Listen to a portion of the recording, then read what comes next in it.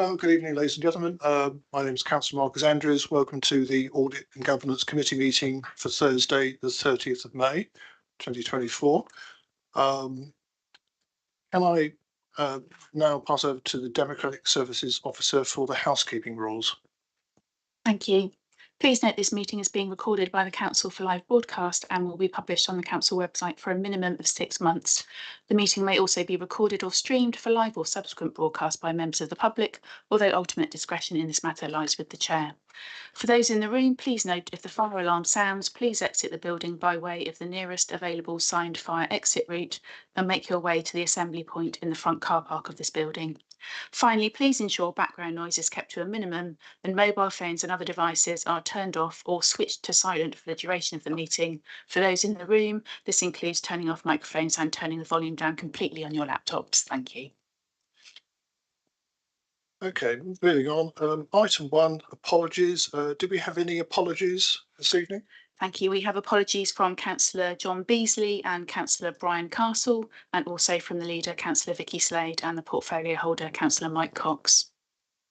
Thank you. And item 2, substitutes. Are there any substitutes, please? Councillor Cameron Adams is substituting for Councillor John Beasley and Councillor Lisa Northaver for Councillor Brian Castle.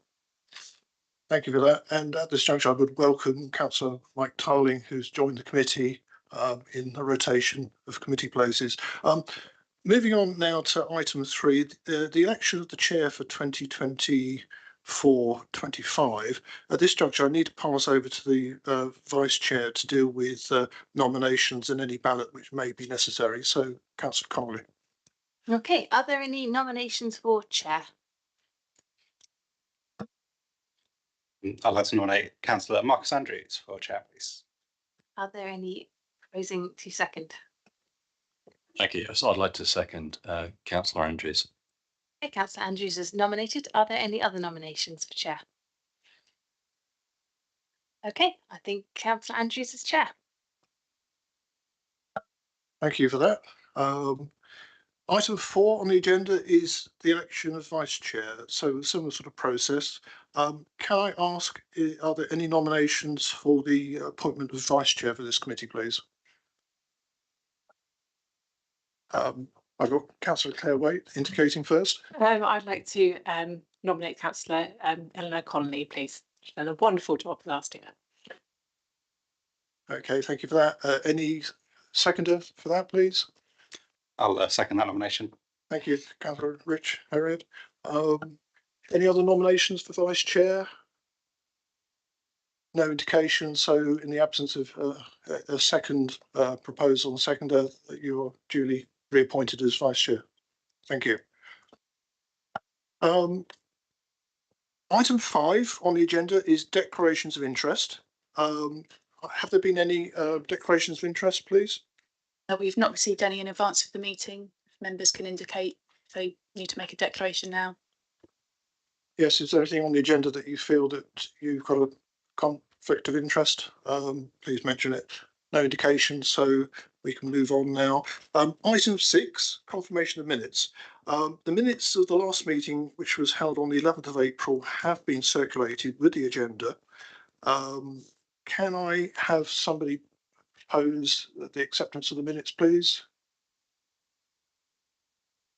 Probably somebody who was at the meeting previously. If you check the minutes, I was at the meeting. You were substituting, yes. Thank you. Hence you asked me to join this committee. So I'm happy to propose as I was here. Councillor Rich, you were being substituted. We've got a second to Eleanor Connolly. So thank you for that. I will initially sign them during the course of meetings to avoid particular further delay. Moving on, item 7, public issues. This is to receive any public questions, statements or petitions submitted in accordance with the Constitution. Do we have any questions and statements? Thank you, Chair. We have 4 public questions and 5 public statements. There are 2 public questions for this meeting from Mr. Alex McKinstry, who's attending, in relation to items 9 and 10 on the agenda. So, Mr. McKinstry, if you'd like to come forward. Okay, over to you for your first question, please. Okay, good evening, committee. First question, and this is relating to item 9, which is the audit plan. Can you confirm when the council's draft accounts for 2023 to 2024 and accounting records will be made available for inspection by interested persons pursuant to the provisions of section 26 of the Local Audit and Accountability Act 2014? Moreover, in the run-up to the inspection period, could officers possibly consider the following? Firstly, providing a link to the National Audit Office guidance, Local Authority Accounts, a guide to your rights, within the statutory notice. And secondly, improving the timeliness of responses. I requested 5 items of account during the 2023 inspection period, but these only arrived after the deadline for raising queries or objections. The statutory window is very tight, 30 working days. I requested 9 items of account during the 2022 inspection period, but none of these documents were ever received or made available. Okay, thank you for your question. The statutory deadline to produce the draft 2023-2024 accounts is the 31st of May 2024, tomorrow. Alongside the publishing of the draft accounts, the public inspection notice will be added to the council's website, and the inspection period will be open from the 1st of June to the 12th of July 2024. If the draft accounts are delayed, the inspection period will be open the day after the draft accounts are published. We will consider adding the link to the National Audit Office guidance in the public inspection notice. The finance team will look to respond as timely as possible to requests, but noting some requests take a significant amount of time to satisfy. The team will look into any requests which are believed to be outstanding from Mr. McKinstry. And question number 2, sir? Okay, I'm very grateful for that. And the second question I have, the report for item 10 tonight states at paragraph 1.8 that during 2022, seasonal food and beverage outlets along the beach, or pop-ups as they became known, were given an informal green light by the Planning Directorate with the expectation that formal applications would be forthcoming. As far as I can make out, however, it wasn't until October that year that outline applications were made for 3 seasonal outdoor event spaces along the seafront, each of which was actually turned down. Can you confirm then whether any of BCP's seafront pop-up facilities operated with formal planning permission during the summer of 2022, or indeed with the exception of the West Beach dining area during the summer of 2023? Okay, thank you for that question. As mentioned in the report in paragraph 1.8, advice was received from the Planning Department that the temporary activities proposed along the BCP Council seafront area for 2022 were agreed with in principle, with the expectation that planning applications would be submitted. For 2023, the advice received from the Planning Department, as mentioned in paragraph 1.9, was that operations were acceptable provided planning applications were submitted and registered. In relation to the specific question of whether BCP Council's seafront pop-up facilities operated with formal planning permission during the summer of 2022 or the summer of 2023, I can advise that neither the 1 BCP Council temporary offer in 2022 or the 2 BCP Council temporary offers in 2023 operated with formal planning permission. And that concludes your question, sir. I will now ask Democratic Services to read the next 2 questions because Mr. Philip Gattrell is not here to read them out himself. Thank you. Question 1 on agenda item 8. The external auditor's draft audit findings report for 2021-22 was presented to this regulatory committee on the 30th of November 2023. Report page 22 notes unspecified assets disposals recorded in the 2021-22 draft statement of accounts, presumably regarding long-term assets, had been disposed of in prior years but not accounted for in the year they were disposed in. Will a finance Finance Officer, provide this meeting with the following information for each such asset item identified by the external auditor. Description. Financial year of actual disposal. Financial year any proceeds received. Where applicable, the designation as a Bournemouth, Christchurch or Poole asset, whether classified in the revised 2021-22 accounts as a derecognition disposals or derecognition other or otherwise. Original acquisition cost or valuation, accumulated depreciation, etc., and net book value on disposal. Amounts of any proceeds, and resultant loss or gain, and to which specific ledger account that amount is now debited or credited. Okay, there are two assets which were identified.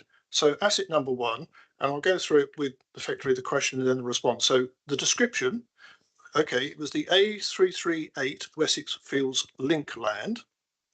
The financial year of actual disposal, that was 2022 to 2021. The financial year of any proceeds received, that was 2020 to 21. Where applicable, the designation as a Bournemouth, Christchurch or Poole asset, that was obviously Bournemouth. Whether classified in the revised 21-22 accounts as derecognition, disposals or derecognition other or otherwise, they were derecognition disposals. Original acquisition cost or valuation, accumulated depreciation, etc., net book value on disposal. The original cost was £2,352,000. Revised valuation was £2,935,000, and there was no depreciation as it was land. And as regards the amounts of any proceeds, that was £3,375,000. And finally, resultant loss or gain, and to which specific ledger account that amount is now debited or credited. That is to the other operating income and expenditure. And the second asset, the description of that one is Bournemouth Community Centre Community Arts. And the financial year of the actual disposal was 2020 to 21. And the financial year of any proceeds received was the same, 2020 to 21. And where applicable, the designation as a Bournemouth, Christchurch or Poole asset, again, it was Bournemouth.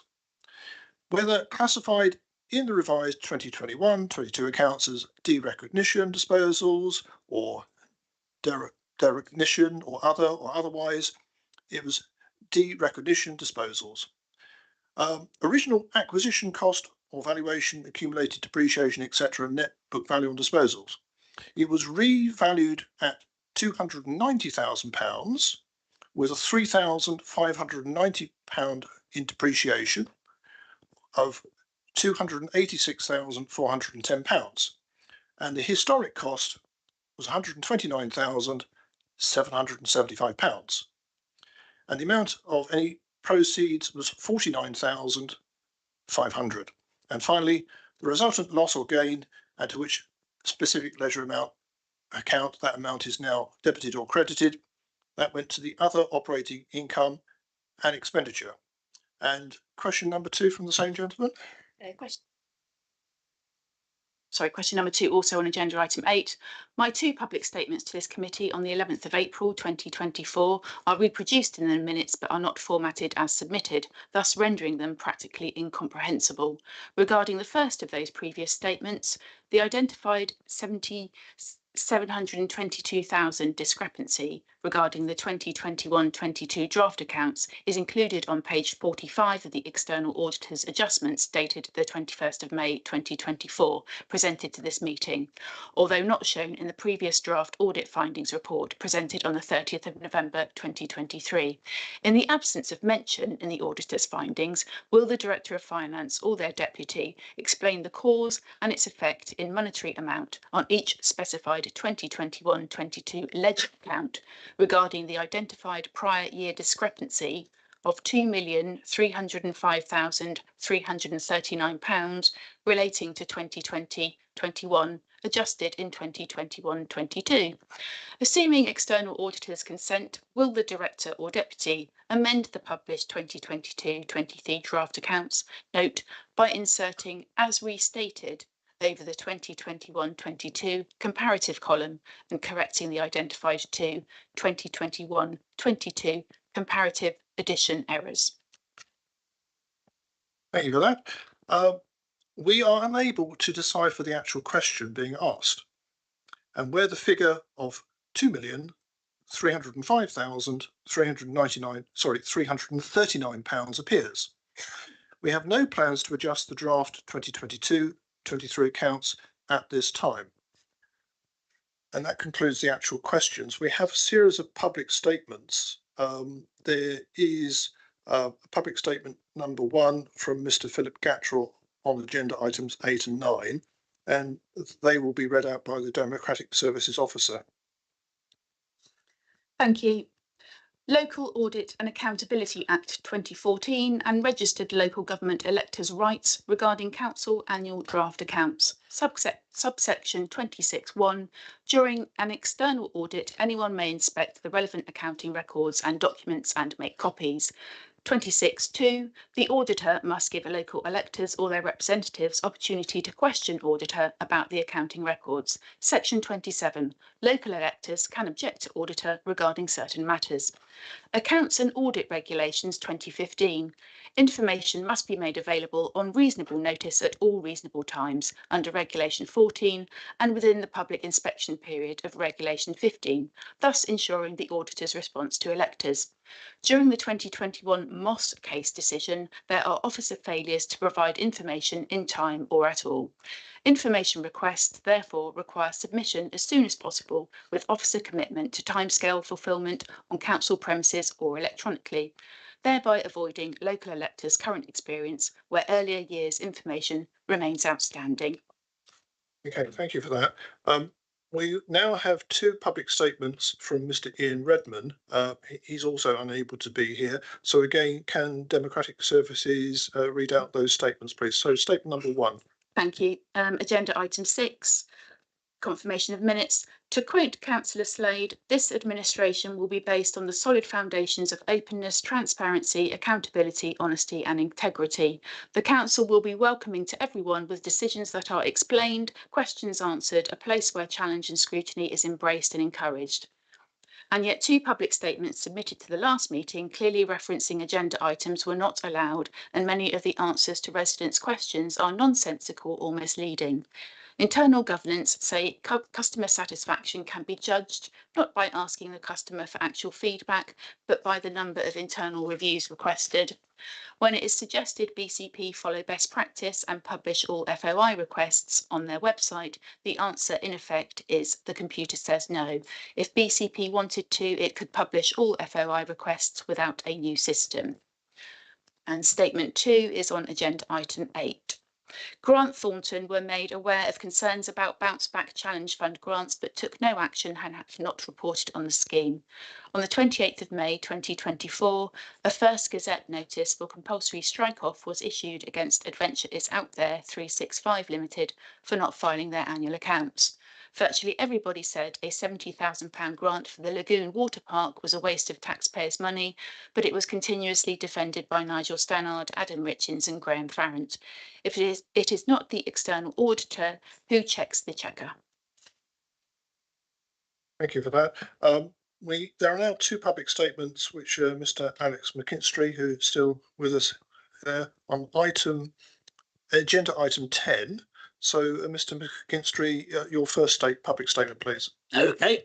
When the history of BCP Council is written, it'll be interesting to learn why there was such a rush to commercialise the beaches in 2022, to the point where numerous protocols were bypassed, including, it now transpires, planning permission for seafront pop-up restaurants.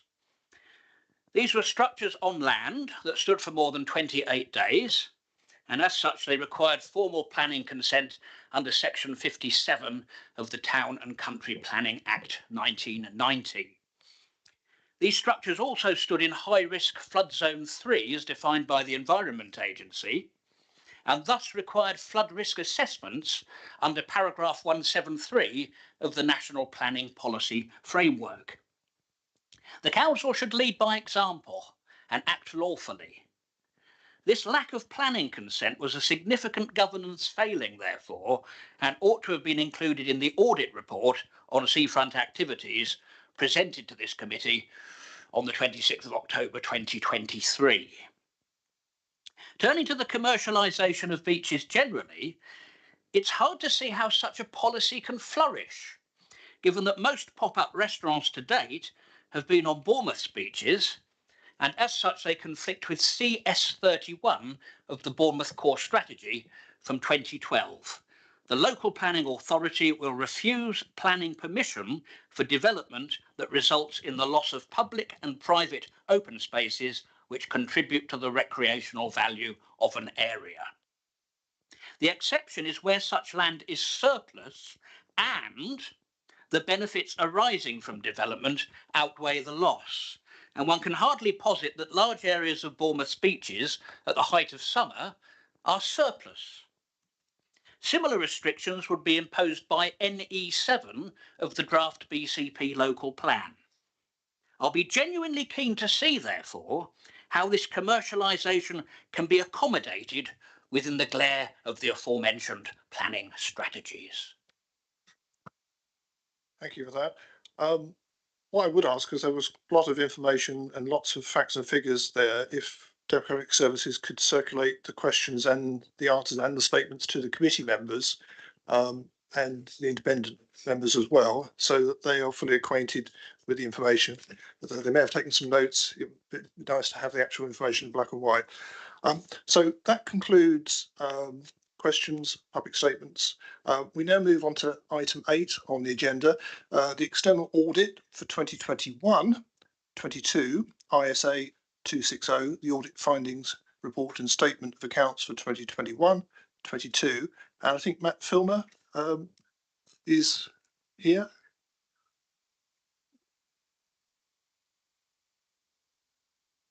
Sorry, Peter Barber, sorry. Hello, Pete Barber. Good evening, Chair. Yes, can you present item 8 to us initially? Thank you. Yes, absolutely. Thank you, Chair. Good evening, committee. So attached at item 8 is our updated ISA 260 report for 21-22, and this sets out the main findings in relation to our opinion for 21-22. Members of the committee will recall that at an earlier meeting of this committee back in November, I presented an earlier version of this report.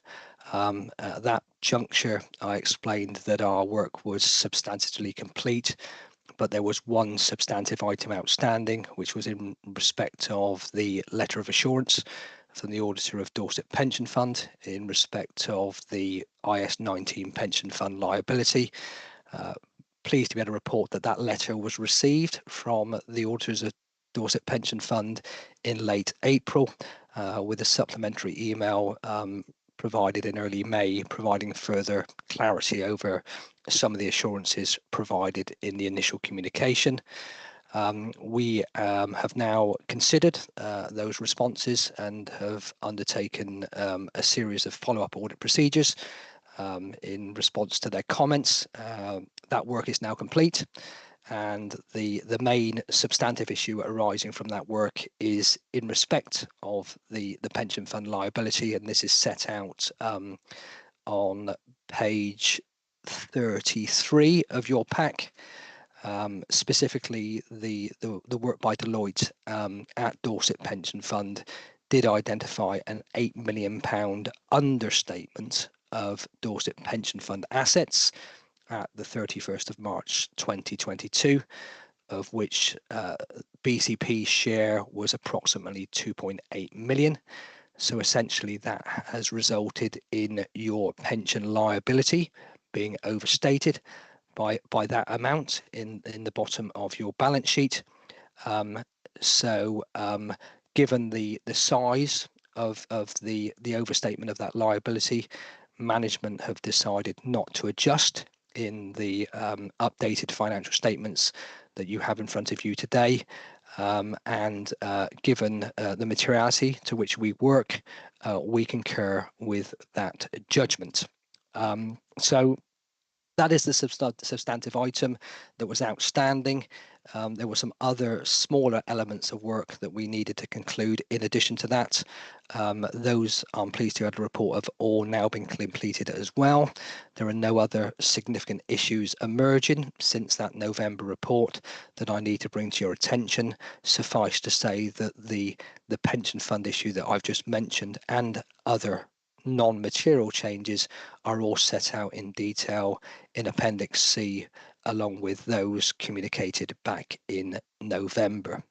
So, subject to some final closing checks, the receipt of a signed letter of representation, it is our intention to issue an unqualified opinion on your 21-22 financial statements. So that is absolutely the type of opinion, a clean opinion, that you, as those charged with governance, would be looking for, as would your stakeholders. My draft opinion is also provided in this document, and that is set out in Appendix E.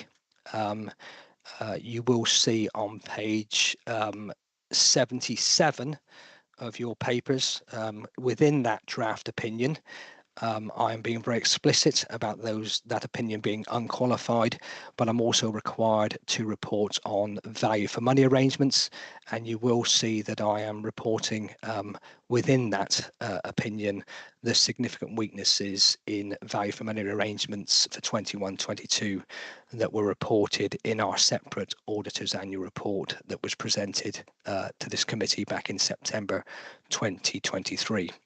So I anticipate that the final checks and the letter of representation will mean that I am likely to sign this opinion early next week, and that will then conclude the 21-22 audit. Probably the only other thing, Chair, I wanted to bring to the attention of the committee in terms of this particular item is the final audit fee, and details for this are provided on pages 70 and 71 of your pack. And once again, the total fees for the year, or the proposed fees, subject to public sector audit appointments approval, reflect significant uplifts to the baseline fee. Some of these are sector-wide and would apply to all councils. Other elements of the additional fees are BCP specific. That said, the proposed fee is lower than that for the prior year, and I think that probably reflects the positive direction of travel in terms of audit evidence and response to queries that we've noted in the report between 2021 and 21-22. So, Chair, minded to stop there, but as always, happy to take any questions on the detail, recognising the majority of this report has been seen by committee members back in November. Okay, thank you very much for that. Obviously, it's been a long process to get those accounts, which are now 2 years ago or so, sorted and effectively just about signed off. There are obviously other further accounts for subsequent years, and the next agenda item deals with one of those. But I need to thank you for your efforts and hard work in bringing this over the line, so that one is signed off. Around the table here, has anybody got any questions or queries for Mr. Barber, or anything they want to? Councillor Connolly? I'll start. I have a question on page 26 of our pack on the significant risk on management override of controls. It notes the council faces external scrutiny of its spending, and this could potentially place management under undue pressure in terms of how they report performance.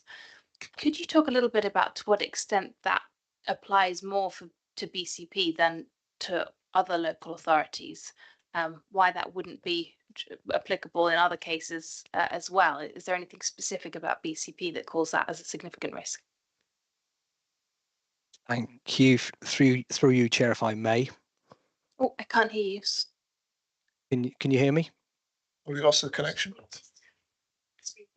Can you hear me now? Hello? Yeah, we're having some IT problems here, so we're going to have a quick adjournment for about a minute or two whilst we can get reconnected.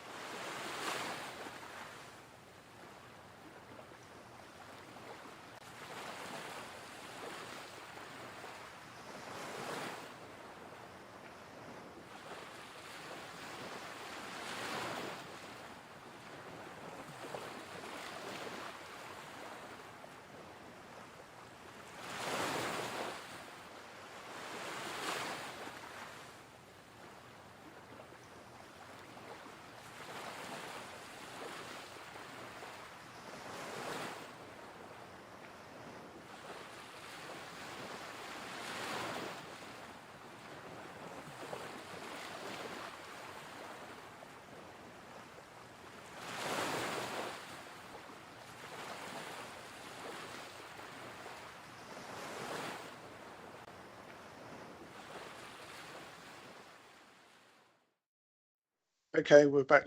We put a shilling in the meter, so we're back with you. Okay, through you, Chair, if I may, in response to that councillor question. So management override of controls is a default significant risk that would apply across any audited body, whether it be public or private sector. I think it's fair to say that the inherent risk of deliberate financial misreporting is lower, but not non-existent within any particular audit. So there is a significant risk at BCP, and there has been ever since I've been your appointed auditor, and I would be very surprised if any public sector auditors didn't have this as a significant risk within their plan. As you can imagine, if you are a commercial organisation down the road manufacturing something, then there is always that risk that management may want to overstate profits to give a return to shareholders, get a bank loan. Many of them may be on performance-related pay, etc. So there is that inherent risk of misreporting, which is fraud, and clearly auditors are targeting that risk of misreporting. We don't dismiss it within the public sector, but we consider it to be generally lower. So that said, we will undertake specific audit procedures, which predominantly revolve around journals, which are a really easy way to move money between cost centres or, dare I say, financial years, should you wish to do so. So within our work for 2021-22, we have done lots of work around journals, but we've also looked at elements of the accounts that are subject to estimation and judgment by management to make sure that there's no bias within there in terms of reporting. That has not identified any significant concerns. So we are comfortable that there is nothing within the audit and the accounts that you have in front of you that would indicate any bias to report a particularly favourable or adverse outcome for the year in question and the balance sheet at year end. Okay, thank you for that. Any other questions or queries? Councillor Armstrong. Thank you, Chair. It's a question on page 25 of our pack. I would like to know what the Five Parks charity is. I'm aware of the Five Parks Act and the legislation around some of the parks in the town in Bournemouth, but I wasn't aware that we had a charity. I just wondered if you could give us a bit more information about that. Maybe one of the officers here might know more about it than Mr. Barr. I don't know. Matt Filmer. For you, Chair. There's a recital 5 parks that make up that charity, but it includes things like Queen's Park as an example. And it's a historic charity. It's been in place since Bournemouth Borough Council's days. And the reason why we have to consolidate it is because of the nature of the assets. They're big and they're high value. So that's why they're included as part of our group accounts. Jen. Thank you, Chair. My question is on page 29 with regards to the Norse valuation report. So what was stated there, the first bullet under valuation land and buildings, is that the report that was used to prepare the accounts was not the final report from the evaluators. And then later on in the paragraph, it says this exercise resulted in a total increase.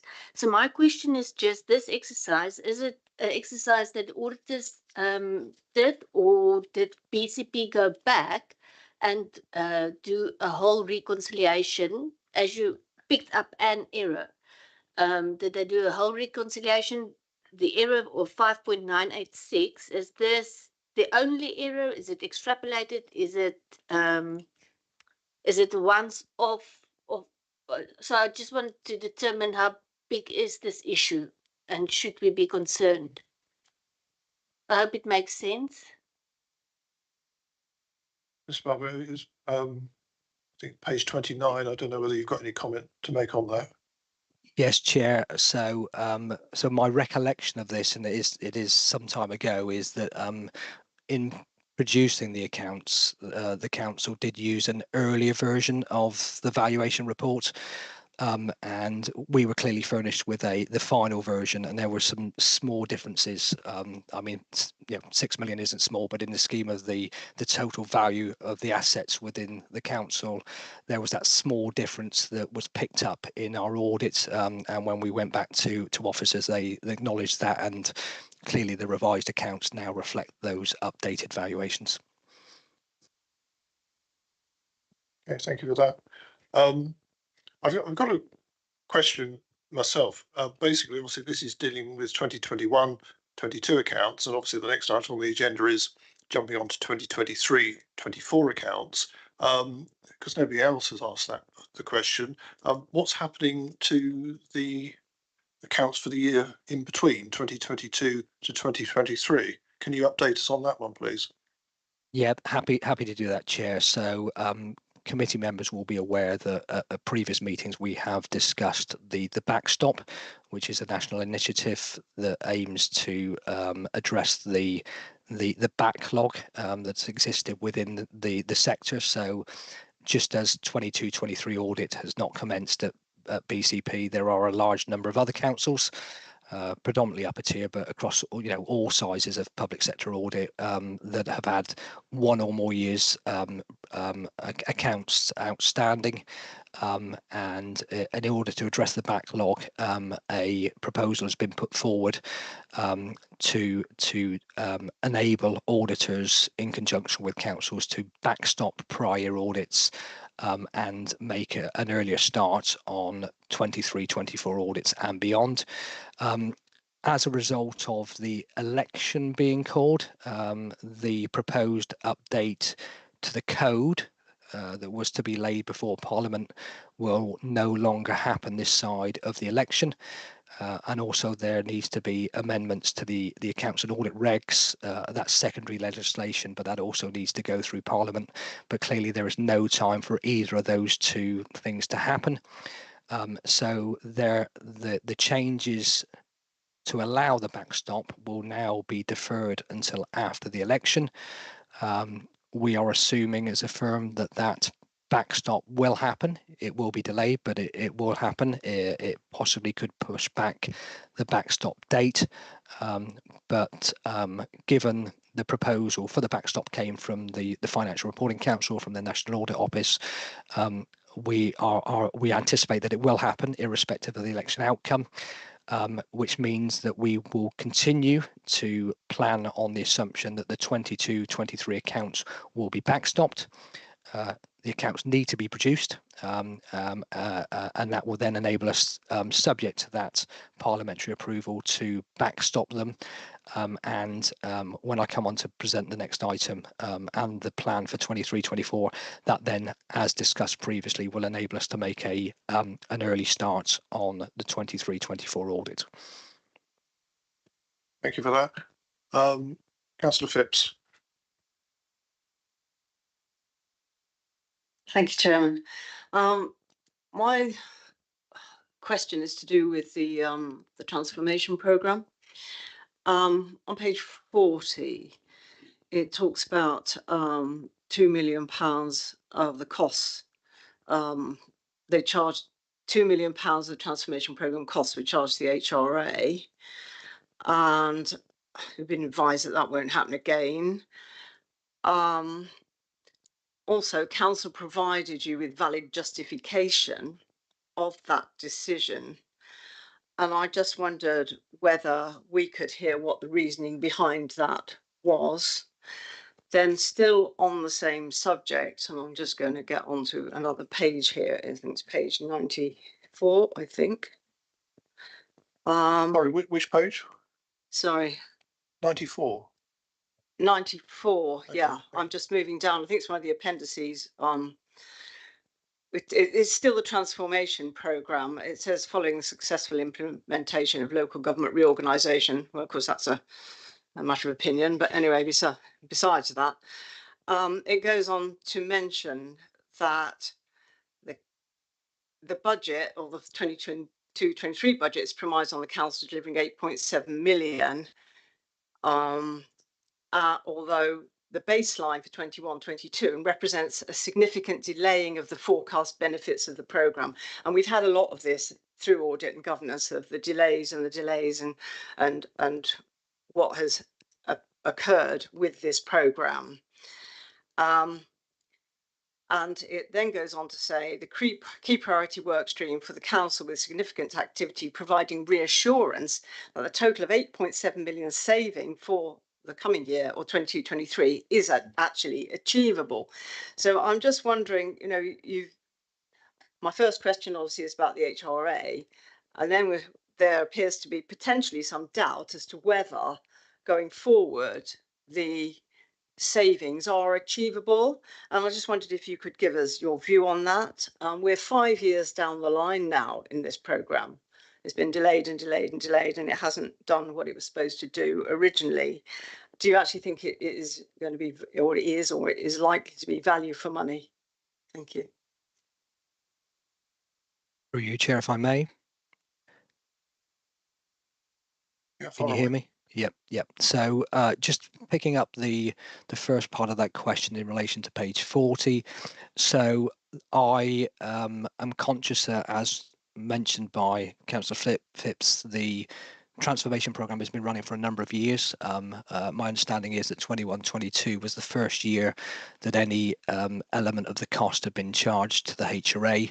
The HRA is integral to the council in terms of the council is integral to supporting the housing revenue account in delivering housing provision, and there is a recognition that the HRA will benefit from some of the initiatives proposed through the transformation programme.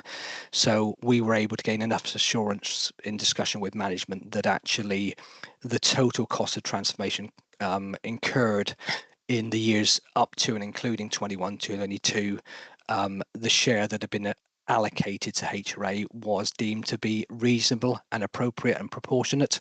I don't have in front of me the detail that was provided, but we did challenge that, and we were sceptical, and we did inquire as to what the specific benefits were, and we were assured through that evidence that that was deemed to be reasonable, and hence the reason why it is included within here as a key judgment. Councillor Phipps, I think you mentioned page 94. I'm struggling to see unless I misheard you in terms of the page, but I think when I go on to page 94, I think sorry, it's got two numbers on it. It's got page 11 and a page. Right, okay, but I think I can probably answer your question anyway, which I think was around the value for money in terms of the transformation programme. So clearly that would fall within the value for money element of our role, our remit, as previously discussed. I think in my introduction to this item, the value for money work for 21-22, and for that matter 22-23, has been reported to this committee back in November.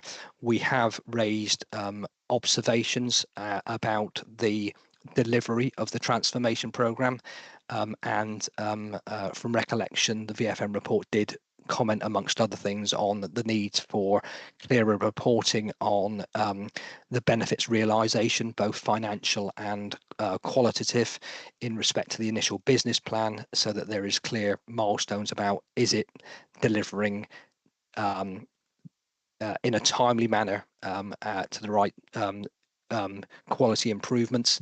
That is a recommendation that we've made, I think, in probably the last 3 years VFM reports. The VFM work for 23-24 is actually underway, and that will involve, amongst other things, following up prior recommendations. So VFM colleagues within my team are currently working to assess and judge what progress has been made in that transformation reporting, and that will in turn no doubt enable us to comment on whether transformation is delivering as expected. Okay, thank you for that. Thank you. Want to come back? Thank you. I just had one more thing. It's very quick, brief, and it's probably for you, Chairman. I don't know. Right at the end of the report, it's actually page 215 of the pack. The signatures for it are, it says, we propose to take steps to address the above matters and further enhance our government's arrangements. And one of the signatories is the previous leader of the council. I just thought I'd point that out. Yeah, of the pack, it's 215. 215. Of the whole pack, yeah. Oh, right. How's he going to sign it? I just wondered if that was correct. That was all, because I don't know how you would get the previous leaders to sign it. That was all. Yes, well, obviously, I think this links into the fact that the accounts were delayed. So whether an officer, Nigel Stallard, can explain on that one, please. Yeah, this is the annual governance statement, which was produced at that time, and it is a requirement to obtain the signature of the leader at the time. So that's why that exists. Thank you very much. Okay, Councillor Conley. Yeah, I'm just sorry to come back. It could be in the next agenda item, but we might as well cover it here. Just looking at page 56, the follow-up to prior year recommendations. Could you confirm that those that are still outstanding and need further action from management, that they will be looked at as part of the 23-24 audit? And on that subject, could you confirm if there's anything about this completing this audit that gives you any concerns about the backstop plan and your ability to do the 23-24 audit? Mr. Barber. Yes, so absolutely. The recommendations, follow-up recommendations that are detailed at page 56, will absolutely be followed up as part of the 23-24 audit. In terms of backstopping 22-23 and making an earlier start on 23-24, clearly we've been in discussion with officers about the 23-24 accounts, and conscious that tomorrow is the deadline for production of those draft accounts, and my understanding is that the council are broadly on track to produce that, which will be an earlier production of the accounts than in prior years, so that bodes well. For long-standing members of this committee will be aware that I've on numerous occasions indicated that BCP is a particularly complex council. There are much simpler. I mean, the public sector financial statements tend to be very involved and very complex across all local government bodies. Your accounts run to some 200 plus pages, and when I do introduce the next item, that I will remind you that our approach is focused on risk, but any disclosures or any of your financial statements are subject to some degree of audit and checking, and that takes a considerable amount of time and resource, and also requires considerable input from finance officers in terms of responding to queries. So I don't underestimate the task, and clearly it will be not necessarily compounded, but an extra challenge for 23-24 will be the new system. So you have a new financial management system in place with effect from the 1st of April 23, and that will present further challenges, but I know that myself and the team and Adam, Matt and the finance team are committed to looking to ensure that we do bring forward the timeliness of reporting of the accounts going forward, and in introducing this particular item for 21-22, I did reference the IS 19 letter of assurance from the pension fund auditors being delayed. As I think I've previously mentioned, Dorset Pension Fund will be audited by Grant Thornton for 23-24, so I will be receiving hopefully a timely response to that request for 23-24, which will no doubt assist in producing a more timely opinion. I am realistic, and I know that will not be done potentially by the deadline. Our aspiration would be to make sure it's much more timely and gradually work at bringing that forward over a number of years, and to ensure it's as timely and as efficient as possible for both us and for officers. Okay, thank you for that. We've given item 8 a good airing. We've got a recommendation here, which I'll just read out because we need to actually have a vote on this. Item A, note the anticipated audit opinion and findings of the Council's external auditor included as Appendix 1 to this report following the audit of the accounts 2021-22, and B, approves the 2021/22 financial statement included at Appendix 2. C, approves the signing of the Statement of Responsibilities and a letter of representation by the Chair of Audit and Governance Committee and the Section 151 officer once the audit work is complete. So we actually need that proposed and seconded. So can somebody propose it, please? Councillor Tarling proposing. I'm happy to propose. And Yeah, second that. Claire Waite is seconding. So can we have a show of hands for that proposal? It's unanimous. Yes. Yes. Thank you. So thank you, Mr. Barber, on that item. But I think you're still with us for item 9, and I'll just read out what it's about. External auditor audit plan for 2023-24. So that's obviously the financial year that's just ended. So Mr. Barber again. Thank you, Chair. So yes, this is our audit plan for 23-24 that sets out our approach to discharging our responsibilities for this particular year. And just to remind members, that is an opinion, and it's also the value for money conclusion. So what we've got here is an audit approach. If I start with the opinion, clearly the approach to the audit opinion is based on risk. We do a substantive audit, so in undertaking an audit, auditors can adopt either a fully substantive approach or a combination of controls and substantive testing. The view within the public sector and local government in particular is that a substantive approach is the most efficient way to do it, which means we essentially wait to get the draft accounts and then we undertake detailed testing on the disclosures within those accounts. Subject to getting those accounts tomorrow, we will be making an earlier start in July on those accounts, early July. As I said, we will undertake work to gain assurance over all disclosures within the draft accounts. But what we ultimately look to do is to get enough assurance over the disclosures to conclude that they are materially accurate. And you will see that on page 229 of your pack, I have summarised the approach and the materiality. So materiality for 23-24 has been set at 13.3 million for the group and 13.2, slightly lower for the single entity, the council itself, and that is a slightly smaller percentage of your spend than prior years, and that really just reflects the fact that obviously there is a new financial system in place which it increases slightly the inherent risk. So that materiality figure is quite important because any entry within the primary statements within your statement of accounts that is above that threshold will be subject to additional audit procedures. And then over and above that, we have a smaller subset of areas that are subject to the greatest degree of audit procedures, and these are called our significant risks. We've touched on one of these already, which is the management override of controls, which is around journals and estimates. And once again, we'll be adopting a very similar approach to what we've done in 21-22.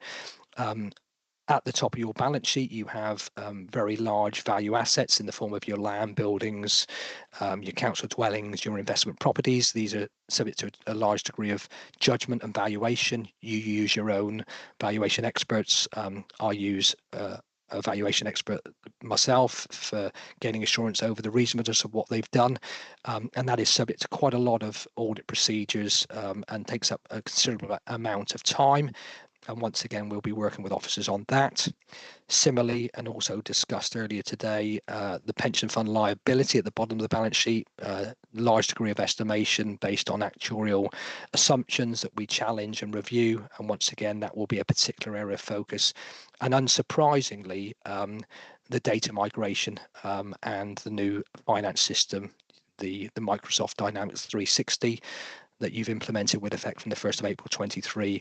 Clearly, there are risks associated with that data transfer from the old year to the new year, from the old system to the new system, and further work will be done to supplement what our IT colleagues have already done in that area to gain assurance in that particular area.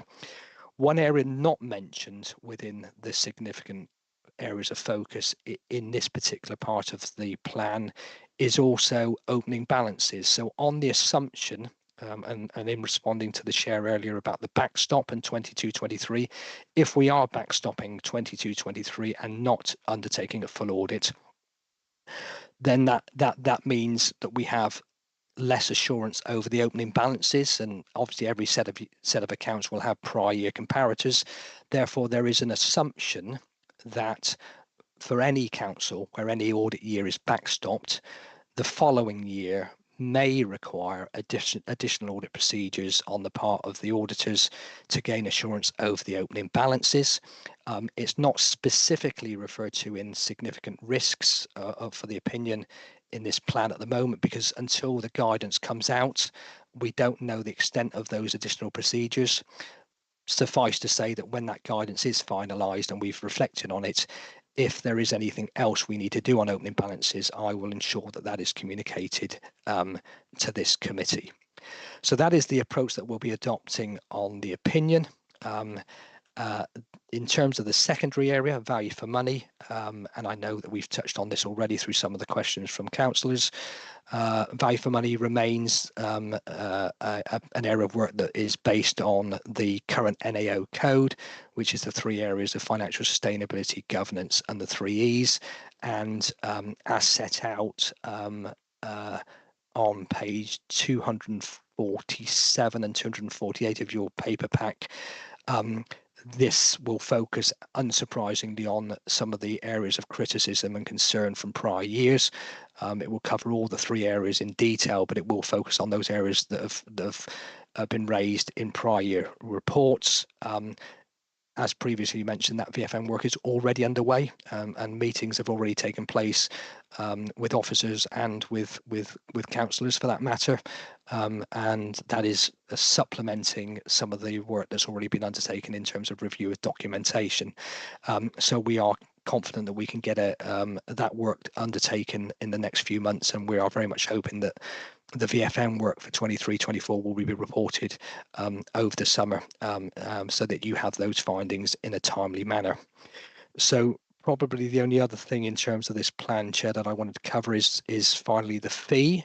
So you'll see on page 251 of the paper pack that there is a increased fee, a significantly increased fee for 23-24, and this reflects the outcome of the latest public sector audit appointments contract round and the renegotiation of contracts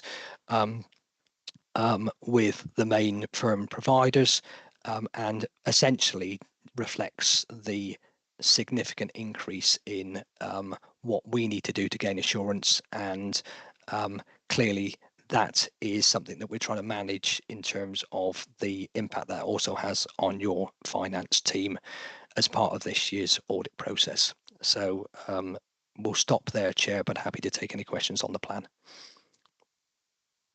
Linda, you got a question? Thank you. On page 236, you talk about the implementation of the new finance system from 1 April 2024. I suppose it should be 2023. And then my actual question is on IFRS 16 on leases. The examples I've seen, it's quite a big impact on the way the BCP will account for its assets in view of the findings that you've got on your reports that we've just discussed, with all the mistakes on the valuation of the assets. What is your view as an external auditor on what the impact would be at BCP? And if it is significant, how would you be able to support the municipality? I know it's only applicable from 1 April 2024, but what's the impact, and how, as external auditors, can you support the municipality to ensure that the accounts are correct before it's time for submission of financial statements? Mr. Barber? Thank you, Chair. Yes, apologies. You're absolutely right. I've got my years wrong there on page 236. It should say new system with effect from the 1st of April 2023. Just in terms of IFRS 16, it has been deferred for a number on a number of occasions in terms of implementation within local government, and it is effective from the 1st of April 2024. So it will absolutely have a greater impact on the 24-25 accounts, but clearly some work needs to be done on that from the council's perspective to enable it to provide comparators when it produces its 24-25 accounts in a year's time, to be able to provide that comparative information. We discussed this with officers, but ultimately we can discuss their approach and make observations, but ultimately it's quite important that we don't tell them what to do with the council's accounts, and it would be for the council to determine what work it needs to undertake to gain the information, to gain sufficient information to enable them to produce the draft accounts, and in due course that will be subject to audit, no doubt as part of the 24-25 accounts audit. Okay, I've got Councillor Tarling next, and then Councillor Wade. Thank you. On a similar line, on page 247, risk of significant VFM weaknesses. On financial stability, it's a two-part question. You've got a significant weakness too under the 21-22 and the 22-23, referring to the MTFP, which I believe was published in this financial year. So I don't think is that a judgment you'd have going retrospectively on the previous accounting period, as the MTFPs of this period? So as with most councils, the BCP faces a number of financial challenges into the medium term. So the medium term financial plan will absolutely be something we're very interested in terms of how realistic and deliverable it is, and a view as to whether you have appropriate plans and arrangements in place to deliver that.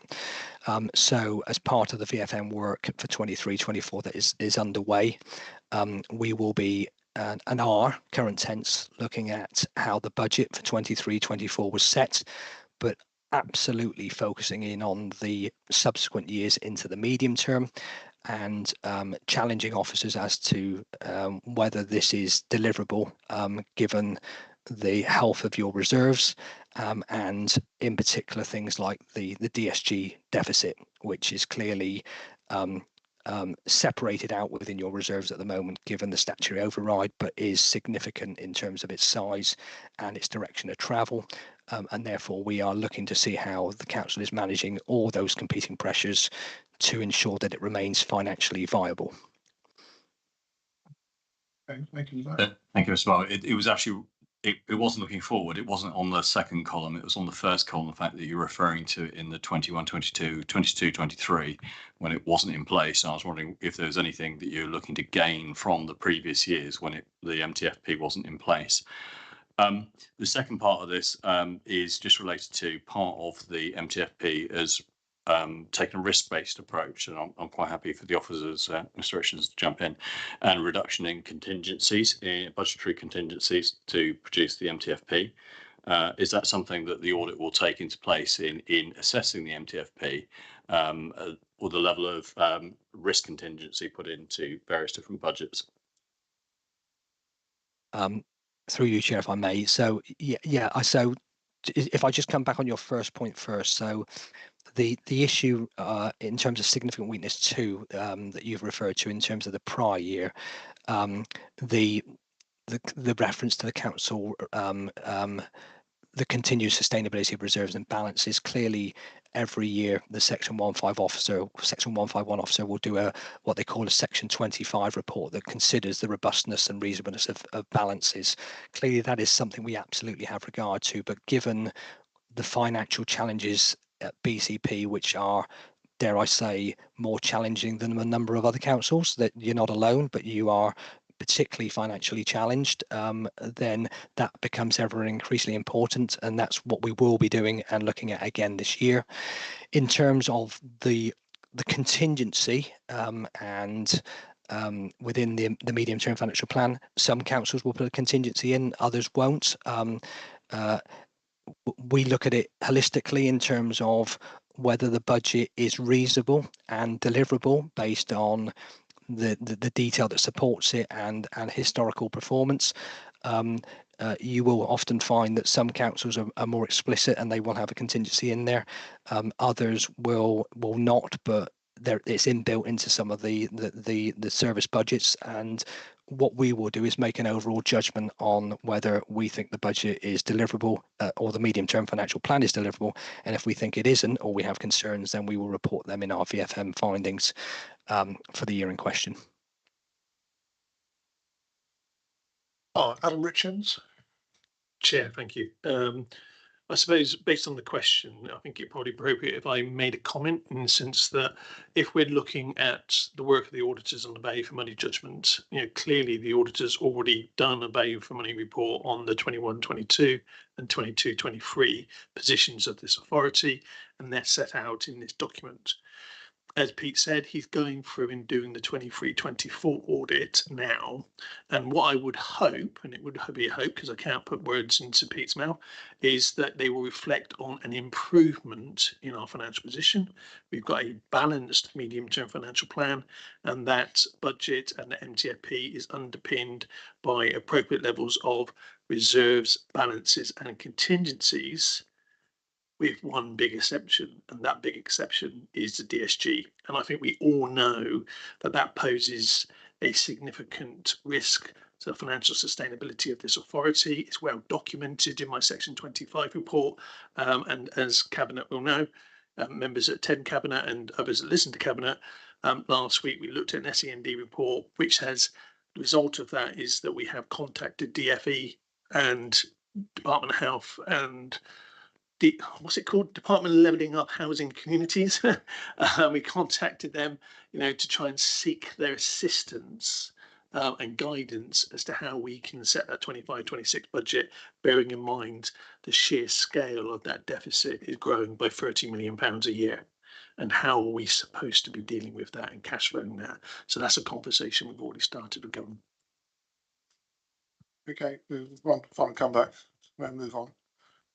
Thank you. Yes, the point regarding contingency is where the contingency is declared in the budgets and the accounts. So they declared to what level, because it's quite easy just to put one figure at the bottom of the account, say contingency of 10%, or have it broken down. I appreciate it is broken down to what level and what granularity, and to what level is the audit sort of going to follow that down, because I wouldn't expect it down to the last cost centre, but there needs to be a sort of level of understanding from an audit committee is how far, when considering contingency allowances in budgets, they are going to look at.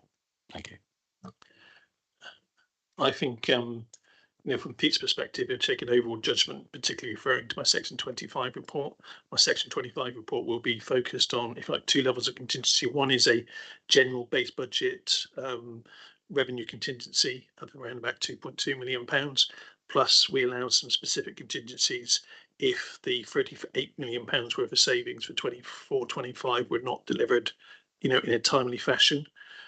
Within each individual service area, you may then get specific contingency. So you might get contingency, for example, within children's services that wouldn't be highlighted as contingency. It'd be built into, if you like, the growth factor for, say, children in care, and there might be a little bit of discretion as to, actually, they're going to estimate a number, and whether or not that number comes to, you could argue whether or not there's a contingency in there just in case for the unknowns as part of that equation. So it's at different levels, but people we particularly focus on that section 25 report. Okay, thank you for that, Councillor Wade. I think that my question's been probably answered following Michael's questions, because actually I was looking at page 229, value for money arrangements, and I thought some of this looks familiar from the previous audit reports, and if I've understood what you and Adam have said correctly, it's that this things like focusing on the use of reserves and achievement of savings programme, that's the position as a couple of years ago. It's not reflective of the budget that we've just passed, because that's going to be assessed in this upcoming audit. Is that right? Mr. Barber? Yes, that's correct. So as previously articulated, we are looking at the way the budget for 23-24 was set. We'll be looking at the way the budget for 24-25 was set at the February full council, as well as the assumptions into the medium term as part of our 23-24 VFM work that will be reported later this summer. Okay, thank you for that. Yes. Earlier this week, Mr. Barber very kindly answered a query that I had regarding the matter of self-interest, which is under independence and ethics in an earlier part of the document in our documents tonight at page 50. Because it referred to a recurring fee taken on its own is not considered a significant threat, but it's the combined amount that could be. Mr. Barber very kindly replied to say that the NAO's Code of Audit Practice imposes a cap of 70% of the audit fee for non-audit services. Which means that Grant Thornton can take out non-audit services to the value of up to 70% of the audit fee. Now, as Mr. Barber has brought to your attention this evening on page 251, the proposed audit fee is actually going to be significantly bigger. So 70% of a much bigger number is a bigger non-audit fee ceiling. I would like to bring that to the attention of the room, because I feel that it's worth challenging internally by whoever is in charge of making those challenges, rather than just accepting what a code of practice says and asking the question is, what is BCP comfortable with as its cap? Is it 70% or is it something lower? I would like that brought to attention and maybe dealt with, if that's possible. So it's not really a question that can be answered this evening, I don't think. No. Unless, Mr. Barber, you've got something to add to Well, Mr. Barber may make some general comments, but Mr. Richards, I don't know whether you want to add to it. Chair, let's ask Pete for his opinion first, and then I'll come in after that. Mr. Barber, if you can comment, and then Mr. Richards come in afterwards. Yeah, thank you, Chair. So clearly, non-audit services by definition are there is an option for the council to decide where best to go to procure whatever services that are being provided as part of this non-audit work. Historically, at the council, this has been limited in the main to certification of certain central government claims and certificates. Interestingly, if I went back 15-20 years, there would probably be 20 or 30 claims and certification forms that us as external auditors would undertake on behalf of the council and submit. The numbers have diminished over recent years, and I think the council has been left with probably 3 that we do every year. Those are the teacher's pension, the pooling of housing capital receipts, and the housing benefits. The housing benefits claim is the most significant of those 3, and interestingly, and I just need to get my years right here, it's not in this audit plan because you did go out and you did procure the audit of the housing subsidy, housing benefit claim for 23-24 from somebody other than ourselves. We have done it up until to 22-23, but it will be a separate party that does it with effect from 23-24. You will also see that I think on page 51 there is the CFO Insights, which is a genuine bit of non-audit work support that we provide the council in terms of financial data that can assist in budget setting, monitoring, and comparing spend with other organisations. This is purely discretionary, and I suspect there are other providers out there of this as well. But 23-24, based on what we've got in here, will be a much smaller total value for non-audit services, and as a percentage of the total fee, it clearly is significantly under the 70% threshold. Yeah, so I'll probably stop there. Mr. Richards?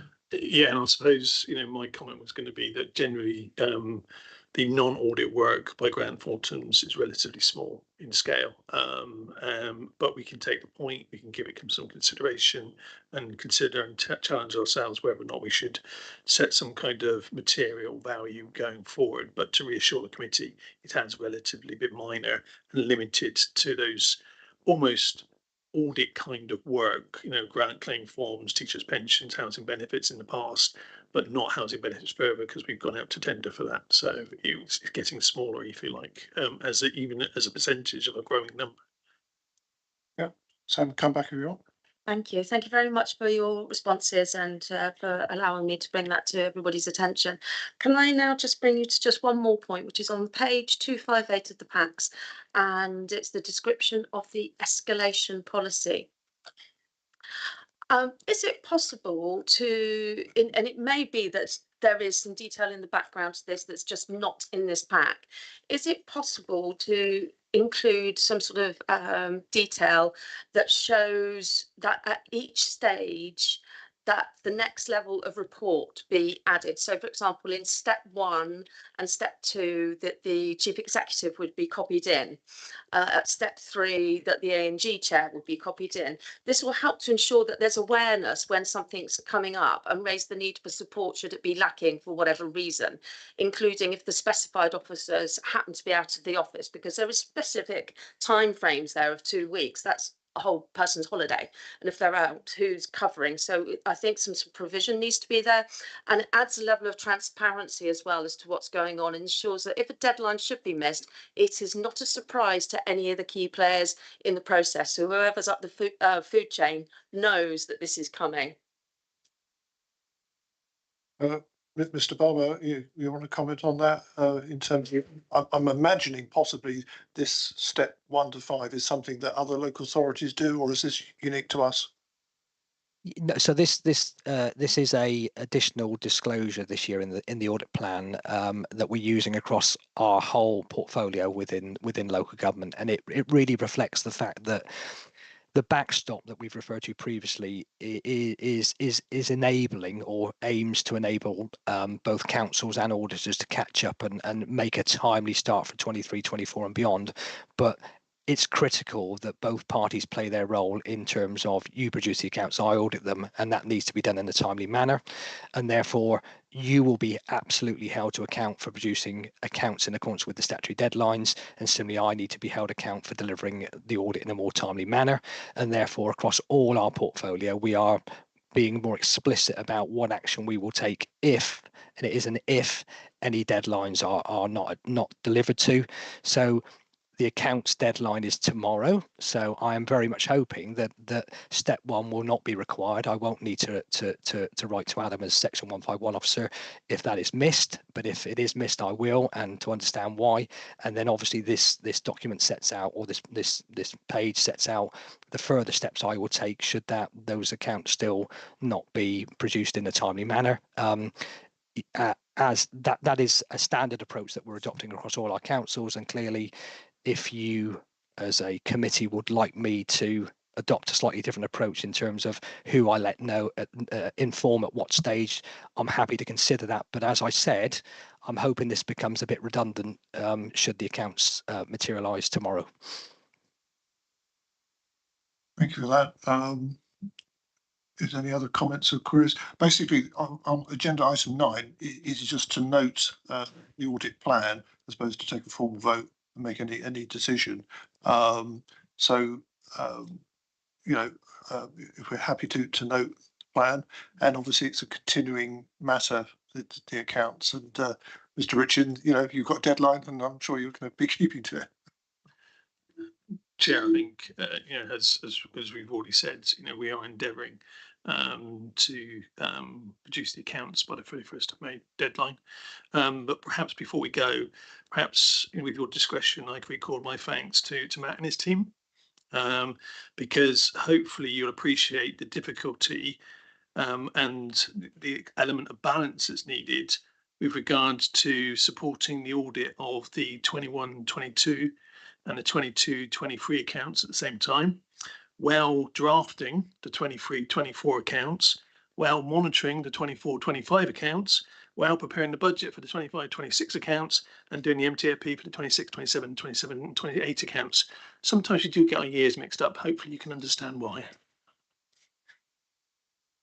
Yes, so I think if we do take a formal vote, it will be a vote of thanks to the officers for the very hard work which they have put in and they will be putting in the future. So thank you, Mr. Barber, for your attendance here this evening.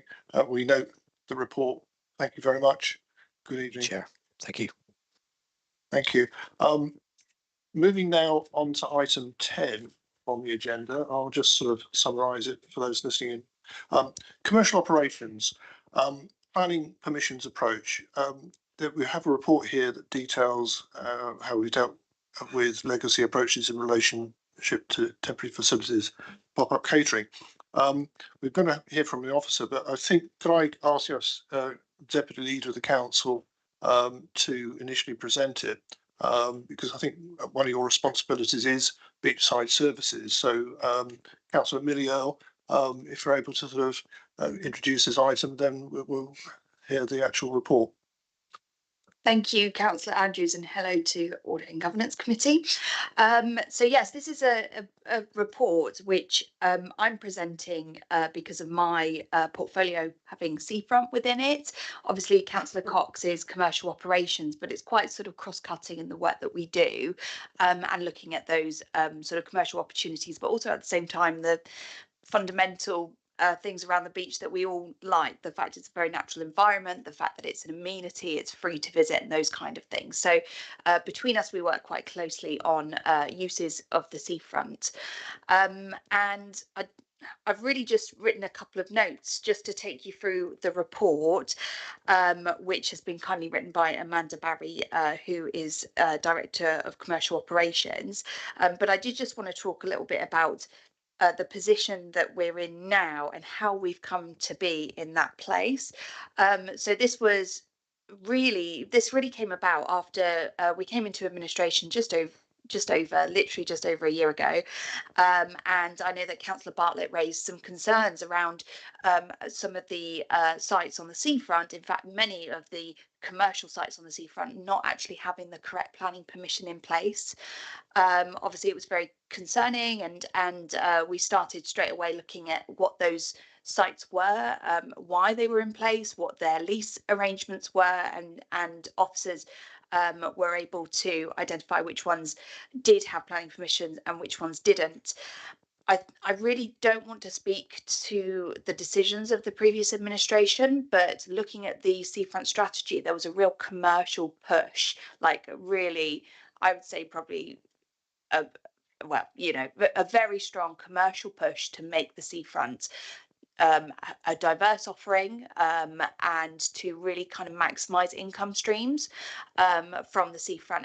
And over the last 6 months, probably a bit more now, we've been looking at the seafront strategy and actually changing that narrative, because we think the seafront is a lot more than just a commercial opportunity, and we want to make sure that it also is there and available and safe and environmentally friendly and all of those things as well. So we're reviewing through that commercial offering along the beach, but that really ties into this planning issue that we've got. And it was originally meant to go to overview and scrutiny, but has come to audit and governance. And I think that it's actually a good opportunity to share that things have really changed in the last 9 months since we started this review into what was allowed and what wasn't, and what the actual rules were around the planning permission needed. And I think in particular with Wendy Lane joining towards the end of last year, it's given us an opportunity to really just kind of start afresh and get those planning consents in, because it's not right. I don't think it's right that we had this system where, you know, we were allowed to sign leases and take forward these pop-ups without actually having any of the legal groundwork around planning permission, and the fact that we should have had those permissions in place at the time. I think just to describe it in a different way as well, like we've now introduced a new corporate strategy. It was voted on in January, which talks about, you know, an open and transparent and accountable council. And we really felt that the previous system was totally opposed to that ethos. It was neither accountable. It didn't give people the opportunity to object. It didn't give people the opportunity to raise their concerns or to make conditions or make other, you know, basically all the good things that planning committee and the planning process does. So now we're in a situation, you can see in the report that quite a lot of changes have been made. Now most of those sites have planning permission in place. There are still a few that we're working through and hoping that we can get those permissions as soon as we can, allowing, of course, for the planning process and the timescales that are within it.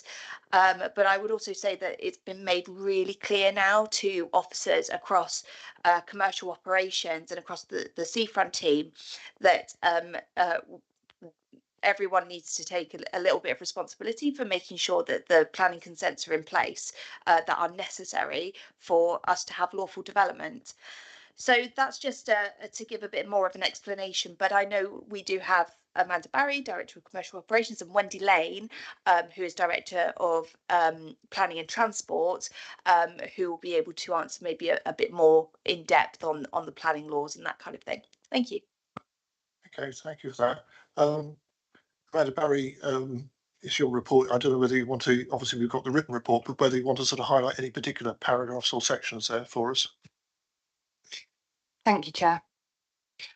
So just to follow on from sort of the background, in terms of the report itself, I've tried to set out some of the legacy arrangements that were in place. The report does focus primarily on the seafront because that's where a number of the queries that were raised were located. But I have also referenced some of the planning requirements that sit within the wider commercial operations service. There's a lot of detail in there around the planning context, and I will defer to my colleague Wendy on any questions related to that area of the report. And I've also tried to explain the steps that we have taken recently to move on from the previous arrangements that were in place and to really make sure that staff have a clear understanding and the right support there to be able to support them going forward.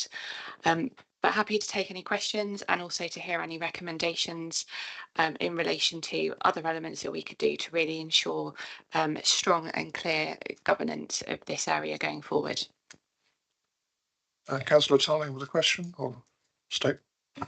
Well, it's a statement really. I don't know if it declares an interest, but I've been on planning committee for the last year, and a number of these have come forward over the last year, and you know, it's been for what are some very small sites, quite thoroughly debated in planning committee, and I think the sensitivity, and I refer back to Mr. McKinstry's comments about you know, seasonal pop-ups and the various different parts of planning guidance related to, you know, flood risk assessments and the like. And I'd like to reassure anybody watching that when we've considered that, flood risk assessments have always come up as part of the element, and the temporary nature has also come up as part of it. But the key thing for me has always been loss of amenity. And I know as a committee we've thoroughly looked at that, and I've spoken post, I think the first one that we had to decide. I did speak to a couple of ward councillors about this that have sea frontage, and we are talking predominantly Bournemouth rather than, we do have a commercial operation in Christchurch, but not a different sort of remit. But I think that the key thing about openness and honesty that Councillor Earl just referred to was the fact that these are, we have the 999-year lease of East Cliff, and we've got the other parts of the beach which aren't part of the Merrick estate, but we operate it for the benefit of the people of the BCP, and as such the revenue comes into the council for the benefit of people of the BCP, but there's also that loss of amenity. And because it is our operation that we're licensing, we do have to be clear and transparent on this, and which is why it comes to the planning committee, which is independent of the executive of this council. And I'd like to reassure fellow members of this committee that may not be doing planning, but also members of the public that might be watching. And in fact, I wouldn't mention an example that's in the report about El Marino, and it's one of the few decisions I probably came to with a completely open mind, without prejudice. Sometimes when you read a report, you do formulate some ideas, but this one, I listened to actually the deputations given by one of the ward councillors about the previous operation of it, the first year, I think it was the first or second year of operation, where it had been operating without planning permission, and real risk of commercialising the beach, and the comments about having an Italian style beach where you have everything is commercial and you've literally got 2 square foot of public beach where everybody else sits. And I take Mr. McKinstry's points on this, and I just respectfully disagree with him on it. I think the point he's making about it being commercialised, we have been very sensitive to consider the balance on amenity, that we don't have too much and they're not too close to each other. But I'm very aware that when we set the first one, the first one, that we set a precedent that wasn't identified in the local plan. And my concerns, I did speak to the ward councillors afterwards, that we in making a planning decision, have we set some sort of precedent for the forthcoming local plan? Hopefully, I think we're all of the same view. I think those that have been involved in developing the local plan and the planning committee have sort of got the same idea, and I'm hoping that going forward, the local plan, when it's adopted, will actually get that balance right. Thank you. I've spoken very long on that, and I do apologise. Thank you for that. I think, yes, as you said, it was a statement as opposed to a question. Councillor Phipps. Thank you, Chairman. Just want to go back to the report. Page 264, paragraph 1.8. I was reasonably shocked when I read that. Operations were granted permission to operate in 2022 following engagement with the planning department, whose head of planning issued advice outlining that for that year, although not to be taken as permission, the local planning authority was aware of the proposed temporary activity to be situated on the seafront and agreed in principle, with the expectation that formal planning applications would be forthcoming. I was quite shocked when I read that. I mean, on what authority, does the head of planning have that authority to actually say, okay, well, don't worry about it, it's all right, you just carry on? And if you put in a planning application, then it looks to me a little bit like sort of more of a predetermination. I just didn't like the look of that at all. So really, I'd just like to know whether that authority is correct. Why was that allowed to happen? I understand what Deputy Leader is saying here, but there's planning policy, isn't there, at the end of the day? And whether, no matter what administration it was or whatever, this to me is a clear governance failure. And I believe, and I know, and I'm just going to bring up actually and repeat a line from a statement that was put forward The lack of planning consent was a significant governance failing, therefore ought to have been included in the audit report on seafront activities presented to this committee on the 26th of October 2023. So that's another question, is why didn't that happen? And the statement that was also read out today also mentioned all the reasons why some of these should not even have happened, flood risk and all sorts of other things, and planning policy. So I'll leave it there. So I think I asked 2 questions. If you could reply to those, please. Sorry, Wendy Lane. Thank you very much. So yes, Wendy Lane, Director of Planning and Transport. I was not with the council at that point in time, but the information I had been provided was in an email that I've seen that the head of planning at that point of time provided what was termed a letter of comfort, advising that because planning enforcement is a discretionary function, basically there would not be planning enforcement activity. What steer or purpose was given for that, I can't advise. There was no information in my records to be able to assist on that.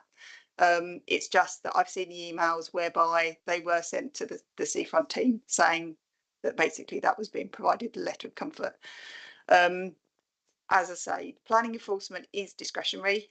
It is not unlawful to do development without the benefit of planning permission, but obviously it's not in line with best practice that that any development is not just considered on its own merits, and very much the kind of process that we're taking forward is as set out in the report. The council is a landowner and a developer and a proposer, and it is no different to any other, and therefore the same restrictions apply. Could I just ask, do you actually know, or does anybody know, why this wasn't brought forward to this committee last October, when there was a report about seafront activities? Why didn't that happen then? Amanda Barry, how do you contribute? Thank you, Chair. Could I just clarify the report that came forward at the latter part of last year in relation to the Bayside activities? Is that what you're referring to? No, that the Bayside one I think was this year, wasn't it? Earlier this year. So it wasn't then. I'm going from what you can clarify. I think it was late last year, wasn't it? The Bayside. Yeah, the internal audit, the council's internal audit team did a Bayside audit, but that audit is done as a service to management, and obviously I agreed a scope with the corporate director, and the planning element was not in that scope of that internal audit.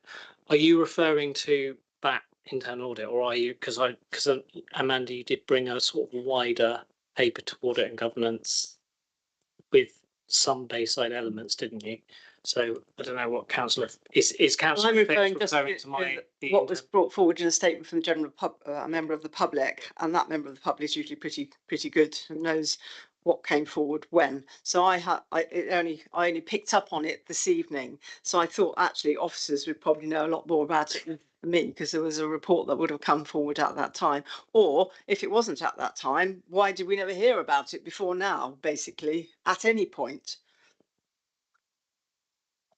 Well, from my recollection, the Bayside was to do with the pounds, shillings and pence, to do with the operation specifically of that operation, not to do with other matters like planning, like landlord's permission and things like that. What I would say is that the constitution has been changed with the new administration, whereby I think effectively any planning application now has to go to committee, big or small. Wendy Lane, perhaps you can clarify. Yeah, no, there is a desire to change the constitution. Some suggestions have been put forward to the Constitution Working Group, but because planning officers didn't attend, as we weren't invited to attend, the Constitution Working Group was unable to do that. What I'm doing at the moment is, as set out in the report, is that when there are applications that come in, if there isn't an urgency to do them, they are coming to planning committee. Not all applications would ever come to planning committee. The planning committee would not have the ability to comment on adverts, lawful development certificates, prior approvals, anything that if it went out of the 56 days would be deemed consent. So we need to be careful to not say all, but the intention would be most would come. Okay, thank you for that correction. You're on the Constitution Working Party, Councillor Phipps. And it's something that, yes, didn't get considered, but it's something that we need to consider at our next Working Party group meeting. Councillor Coley? Yeah, so my recollection is that we talked about the internal audit report into space overview, but there was also a supplementary report on the overall seaside pop-up strategy. And we were given assurance at that time. I mean, obviously, there's a lot of overlap between the issues we talked about for Bayside, and it seems to be a wider issue about pop-ups. And there seems to have been a real push in 2021, 22. It seems like there was a steer from the top, or a culture of let's just get the seafront strategy, the seafront offering more diverse and improved. So a lot of the issues seem to overlap, and we were given assurances by the portfolio holder, Mike Cox, that a number of measures have now been put in place such that there's now more of a process, there's more of a framework for making decisions around the seafront strategy. So it seems like it's a bigger issue than perhaps we thought when we discussed it in October. So could you talk a little bit about how the seafront strategy is going to be linked to decisions made by officers, including planning decisions, so that there's a framework and the decisions are all joined up, so that it would be much more difficult for a junior officer to make a decision that isn't part of that broader seafront strategy that's been agreed? Councillor Earl? Thank you. Yeah, Councillor Connolly, I think that's a really good observation, because we've had the same conversations around that linkage between the two. Our initial look at the seafront strategy was really based on, firstly, capital development. You know, we aren't in the position we were, and interest rates are much higher. So that was something we really needed to review. The second was the commercialisation. And we also wanted to look at other areas as well around the environment and identity of different beaches and that kind of thing. So it felt like a good opportunity actually to try and roll it all into one and get on with it, so that we have a plan going forward, so that this kind of issue could be resolved. And I think if we go back to, did you say October? You know, we were already getting set into some of these applications and starting to get them into committee. So I think the ice rink came in November, didn't it? And maybe a couple before that. I think El Marino may have been before that. So it was very much a case of pushing them through as much as possible. I think now where we are, the seafront strategy was meant to come to cabinet next month, but cabinet's been cancelled, so we have another month. It may be an opportunity actually to look again and just make sure that it is absolutely outlined. Like, I would welcome it going to scrutiny perhaps to have a look at as well. Just so everyone is really clear, and that it's got that assurance that commercial operations now has a process in place for deciding on some of those planning applications. And hopefully when we get to that point, I think I think really it's trying to get that balance right. Like Councillor Tarling was saying, it's not just about the commercial, it's not just about the amenity. I think there is a balance to be made somewhere, and maybe that's got to be a little bit flexible, but as long as processes are in place and the political and kind of commercial will is really well defined, then I think we at least have a bit of a framework to work within. Quickly come back. One more follow up. So my ward is a seafront ward, but the importance of our seafront to the whole conurbation can't be understated. Obviously, it's so important that what we have on the seafront is part of that strategy that's been agreed by council. So I've got a question from the scrutiny perspective and the governance perspective. What's supposed to happen here with respect to making sure that planning permissions are in place? So how are councillors supposed to get assurance that the planning permissions are in place? Would this usually be going to, I mean, are they in place currently? I'm not sure. So is this something that's supposed to go to ONS board? Is it, I'm not sure what the process is supposed to be for us to get comfort that the permissions that are supposed to be in place are at the moment. I'm not sure who that question is best directed to. Amanda Berry, you can just clarify what the new procedures are. Thank you, Chair. So going forward, we will have this seafront strategy review, which I've mentioned. So that will help provide the context of what will be considered in terms of operations moving forward. A lot of it will be the internal improvements that have been made within not just the seafront, but the wider commercial operations team around staff being absolutely clear that any operation that needs to be delivered where planning is required, that is in place before the operation is taken forward. We're also, which I haven't detailed in the report, but we're making sure that, linking back to your previous question on the governance side, that actually there's a much clearer oversight of those planning applications being submitted by the staff who are involved in either the direct delivery of some of those operations or the contractual arrangements around them. And working with the planning team, I'd just like to echo the earlier comments that actually the support that we're now getting from the planning department to understand the processes and the timelines involved, so we can include that into the planning, but in terms of our internal planning to deliver activities into that process. Okay, thank you for that. Before I call on Councillor Steve Bartlett, Councillor Armstrong, members of committee, question. Thank you. I also represent a ward with a seafront, a coastline. And so I'm speaking very much from a wanting to preserve and protect that amenity for the benefit of residents.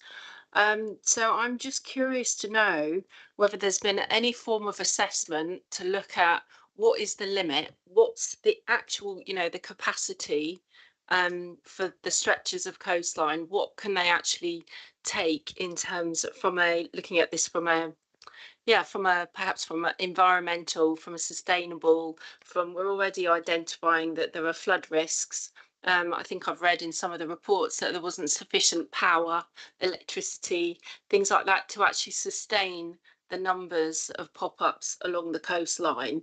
So are we not looking at this sort of in the wrong way? Should we not be looking at, well, what can we actually sustain? What's appropriate?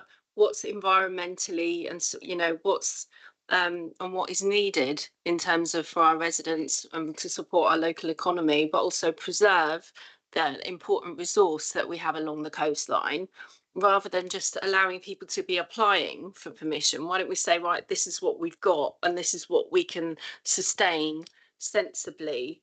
Okay. Thanks for that. And setting a limit, that's what I mean. Sorry. Yeah, I think those comments will be taken on board. Councillor, did you want to confirm that will be taken on board? Yeah, happy to take that on board. Can I add a few words? Yeah, all right. I was just going to add, hopefully the seafront strategy, when it's published, will give a little bit more clarity around that. But I quite like the idea of looking at it almost as a more holistic view of what is the seafront and what's the maximum capacity in terms of commercial operations. I think the problem for us is that things are changing all the time. I think that the seafront strategy is probably the closest we will get to a document that describes that. And that's partly because if we have any infrastructure updates, things like the Levelling Up Fund, that was a huge amount of money that's just come through, and whether we would then have to adjust policy to be able to accommodate some of those changes. It's also, that's quite a tool. I mean, maybe if we did it on a scale of looking at some of the beaches which are particularly affected, because the whole of the seafront is actually quite vast. It's 14 miles with a lot of opportunity on it, but also a lot of a lot of sand and elements and flood risk and everything else. And I wouldn't want us to come up with a policy that then isn't flexible enough to adapt to the future and some of the changes that we want to make. But I think if we can scrutinise the seafront strategy, that will give us a bit of a view, and I would take on board the kind of place-based approach to planning for the seafront and what commercial activity could be there in the future. Thank you for that. I will get to you. Finish with the committee members. Councillor Darling, then we'll move. Yeah, just want to add to what Councillor Earl said, and a point that's made in one of the planning decisions was about and talking about sort of density. And you have a look at Google Earth, and on a summer's day, and you'll see that 90% of the people were within 2 groins of Bournemouth Pier, or 1 groin of Boscombe Pier, and part of the presentation from the seafront team when looking at pop-ups is to encourage people further down the beach. So not all the pop-ups have been, in less densely populated parts of the beach on a summer's day, I have to say, because obviously there's also the winter's day option as well, where people like me come to the beach in Bournemouth. I don't come to Bournemouth during the summer. It's obviously too many people, and don't like people. But so the point being is that you get part of the offering is, and I'm hoping the seafront strategy will pick this up, is to encourage people down to explore the whole of the coastline, and what happens at Sandbanks is different to what happens at Bournemouth Pier. It's different what happens at Boscombe Pier. Is different to what happens at Southbourne, and it's a different clientele that you get at different parts of the beach. And it's getting that balance right for everybody. I mean, I know Southbourne Beach. I mean, I'm not a member for Southbourne, but I've got lots of friends in Southbourne that are very precious about their couple of miles of beach and what they want to see there. So actually, I'd get quite a lot of emails about Southbourne Beach. Get nothing about Sandbanks. So Councillor Earl, you're absolutely fine. You can do whatever you like on Southbourne Beach. Sandbanks Beach. Okay. Councillor Seals, you're the chair of Overview and Scrutiny Committee, and you've asked to make some statements or comments, or even ask some questions. So over to you. Yeah, thank you very much, Chair. First of all, can I thank Amanda Barry's team for taking on board all of the issues that I've raised over the last few months, and I can see that the way ahead is now clear, and the matters of the past, I think, are now pretty much resolved. I'd also like to thank Millie for her opening remarks, and I think it's a shame really that wasn't part of this paper, because it did put in context, because one of the things I found about the paper didn't really acknowledge the extent of what has actually been happening in the past. And I'd just like to just run over a bit of the potted history about this, because these issues came to light nearly a year ago. And I found one of the developments on the beach, and I couldn't understand how a commercial development could be on the beach in public open space, because that's what it is. And you can only do that on public open space if you declare it as surplus land. That has to be declared as surplus land. And I thought, well, how can you declare a bit of the beach as surplus land? Because you can't actually lease it out unless you do that. So there was a couple of questions I had about this one development. I didn't have any planning consent.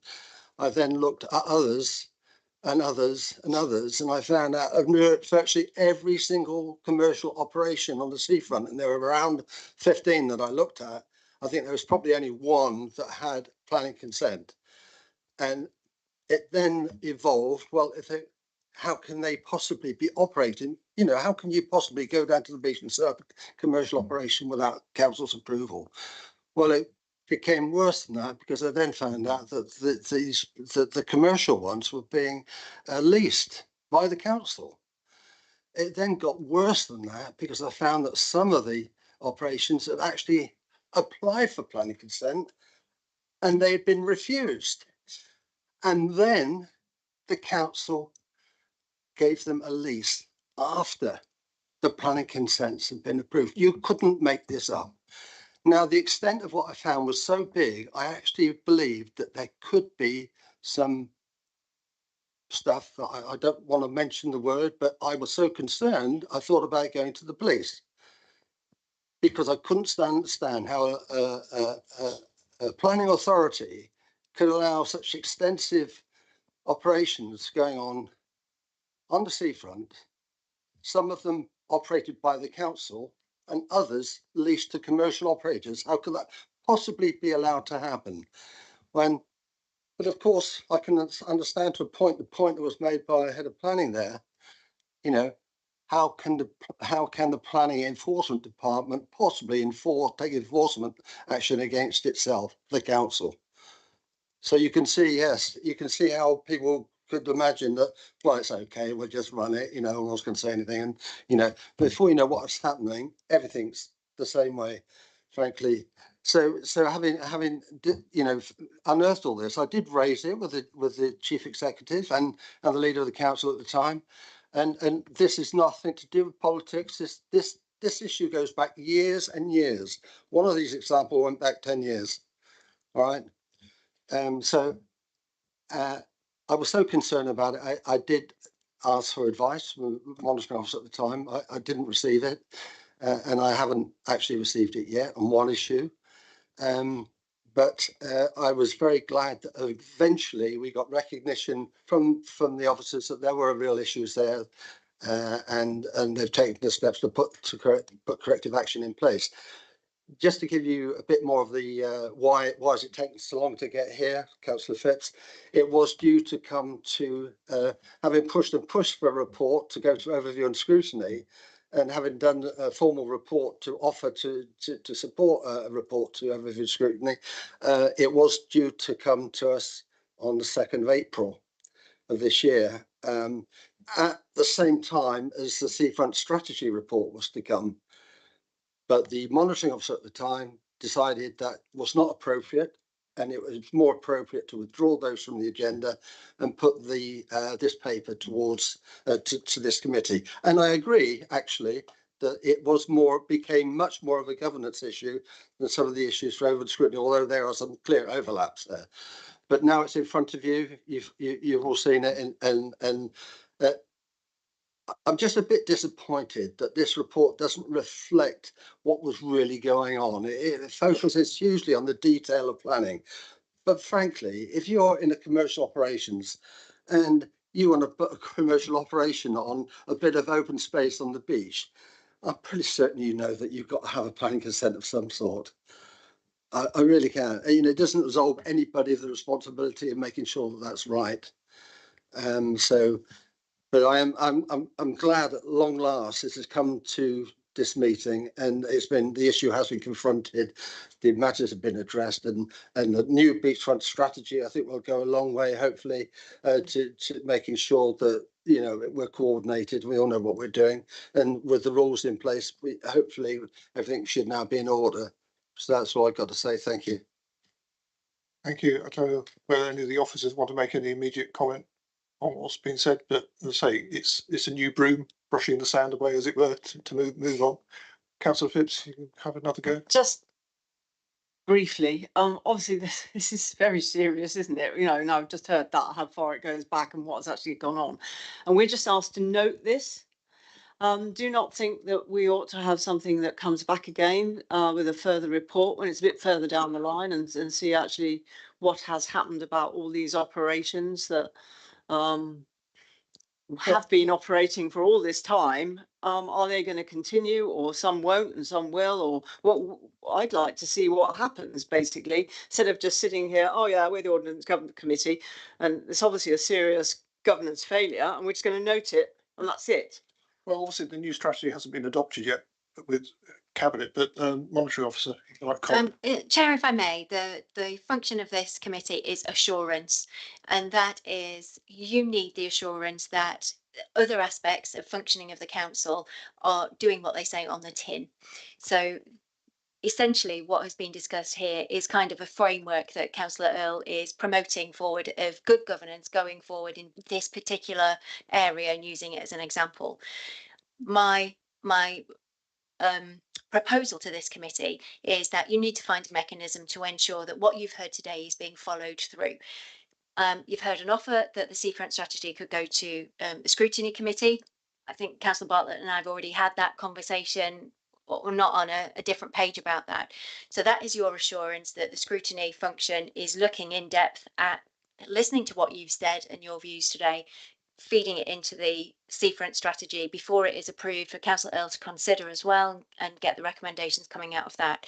This committee also has the option of consulting with Nigel in his capacity as the head of internal audit and considering whether at some point in time in the future, either in later on in this year, there should be an element of the audit plan that covers, could you just review the outcome of the seafront strategy or review the planning applications that are being made, because you've heard a commitment here this evening.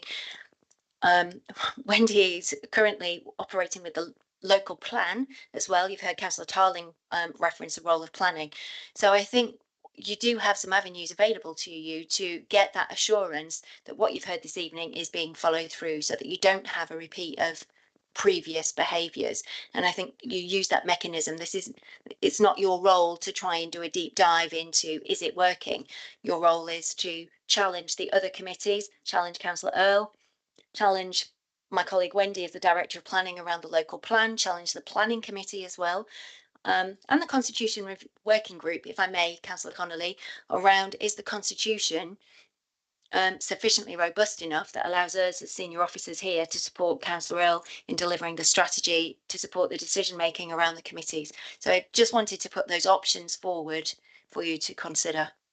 From the chair, I think we would like and benefit from a report back, I'm not saying in a year's time, but in the spring of next year, when obviously your new strategy is being adopted in the summer. You've got to work through it. You've got all the work to do with the local plan, which is going to eat up hours and hours of your time.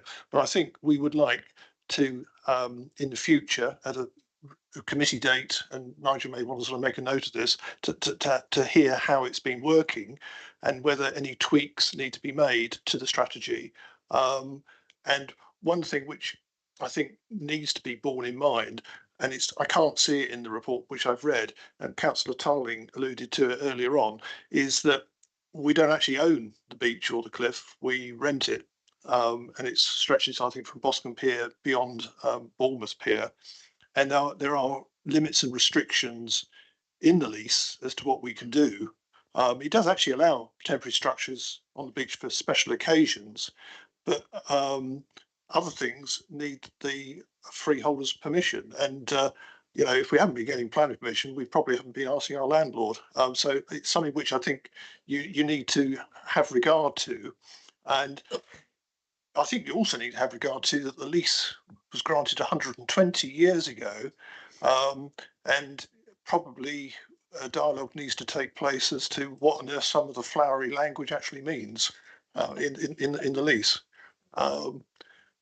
Councillor Fitz, one just come back and say, in that case, can we actually make the recommendation that something does come back, or we ask Nigel to make sure it comes through on audit, or do whatever the process is? Can we change the recommendation? We have, sorry, Mr. Stannard. Thank you. Committee will probably remember an infographic I sent out by email a couple of weeks ago about all the factors that go into our internal audit scopes. Now, I can't unhear what I've heard tonight, and Amanda takes a role in that as well. And of course, this issue will feature in our scope discussions around what work our internal audit going to do in planning. It would be ridiculous for us not to. So I'm thinking we will at least be doing some sample testing to assure ourselves that planning permission has been sought for pop-ups or any venture on the beach or elsewhere in commercial ops. So I think that's just a given, and will already be in our current processes that we adopt in internal audit. So in other words, audit committee will definitely get something back from me in the 24-25 audit plan around is it happening as we think it should be happening. Wendy, planning. Thank you. I just thought I better remind members tonight about what they've agreed with the local plan as considered at council in January. So there's been concerns raised about kind of what does the policy say about the scale of growth, etc. As set out in the document, when planning applications are being considered, the first point that we consider is the development plan. So currently, up to now, it's been the kind of Bournemouth core strategy that's been considered. The seafront is referenced within that. That is a material consideration. That itself is not a development plan document. As we move through the examination process for the local plan, and depending on the weight that can be given to policies such as E10. So policy E10 in the draft local plan is visitor attractions, and it is explicit that 1B, and as I say, I'm sure you all remember this as you agreed this in January, new leisure, culture, entertainment and visitor attractions must, where appropriate, protect and enhance the coastal environment in accordance with the character areas described in the Seafront strategy and incorporate sustainable transport measures that enable access. Then 1C is proposals to encourage the beaches, seafront and its public realm will be supported in accordance with the Seafront strategy. Proposals for additional amenities and facilities should not compromise the accessibility and use of the beaches. And again, going back to the kind of concerns that have been raised about kind of a particular policy, when determinations are made, when recommendations are made, there are often policies that sway in one direction and sway in another. It's that combination. So there isn't a blanket policy that says no.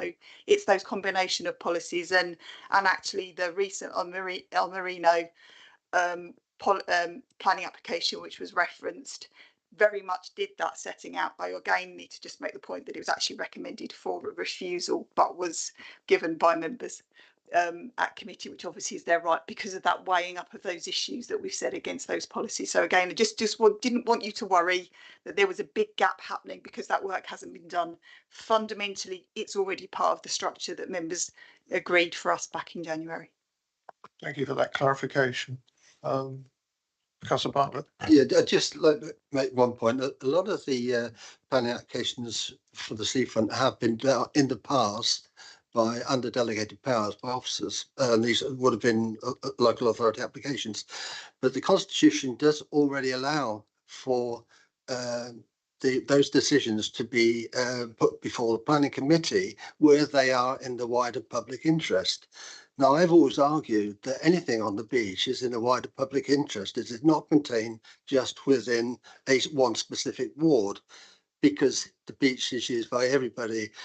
And I think had that approach been taken in the past, where more of these applications would have been presented to the committee, as they now are, I'm glad to see. But, you know, in terms of making provisions for ensuring that local authority applications are before committee, that ability already is enshrined in the Constitution. So, you know, that's what we should be doing anyway, in my view. Okay, thank you for that. Councillor Tully, you indicated. Thank you very much, and thank you, Ms. Lane, for detailing the policy, because I haven't memorised them all yet, but as we're not using it, well, give me a chance to read it. I also declare I did actually speak to the landlord a few weeks ago, who's expressed an interest in speaking to council. Also, George Merrick is interested and did actually mention to me this beachfront strategy. And as the landlord, albeit he recognises he's still got 900 odd years to go on the lease. So, but notwithstanding that, I think the point is that making sure that the seafront strategy meshes with the local plan, and what Ms. Lane has just said sounds very much like that has happened, having not seen the strategy yet.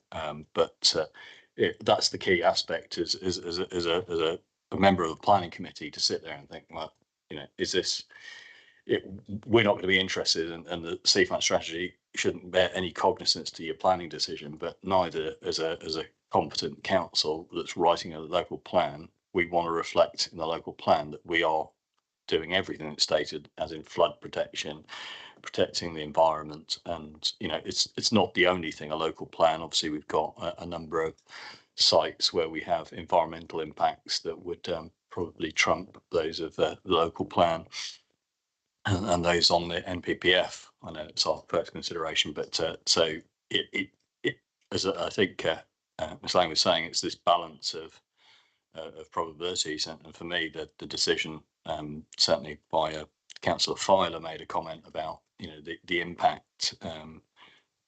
It was lessened because of its location. It wasn't next to either of the piers; it was further away, and it gave you a reason to walk down the beach. Was probably what swayed it in the favour of recommending approval. And I think that sort of balance is what I'd want to see on every application that comes forward is that consideration.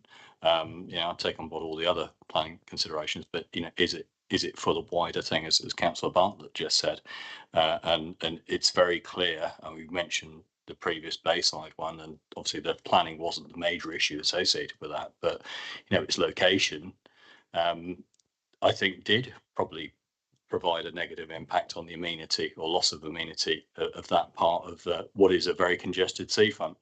But other locations, not so much. And it's all about scale. If it's a small kiosk, it's not going to have the impact of a large pop-up restaurant. So that's the bustle we do on planning committees. But thank you very much to everybody who's contributed. Okay, Councillor Waite, you haven't spoken so far on this.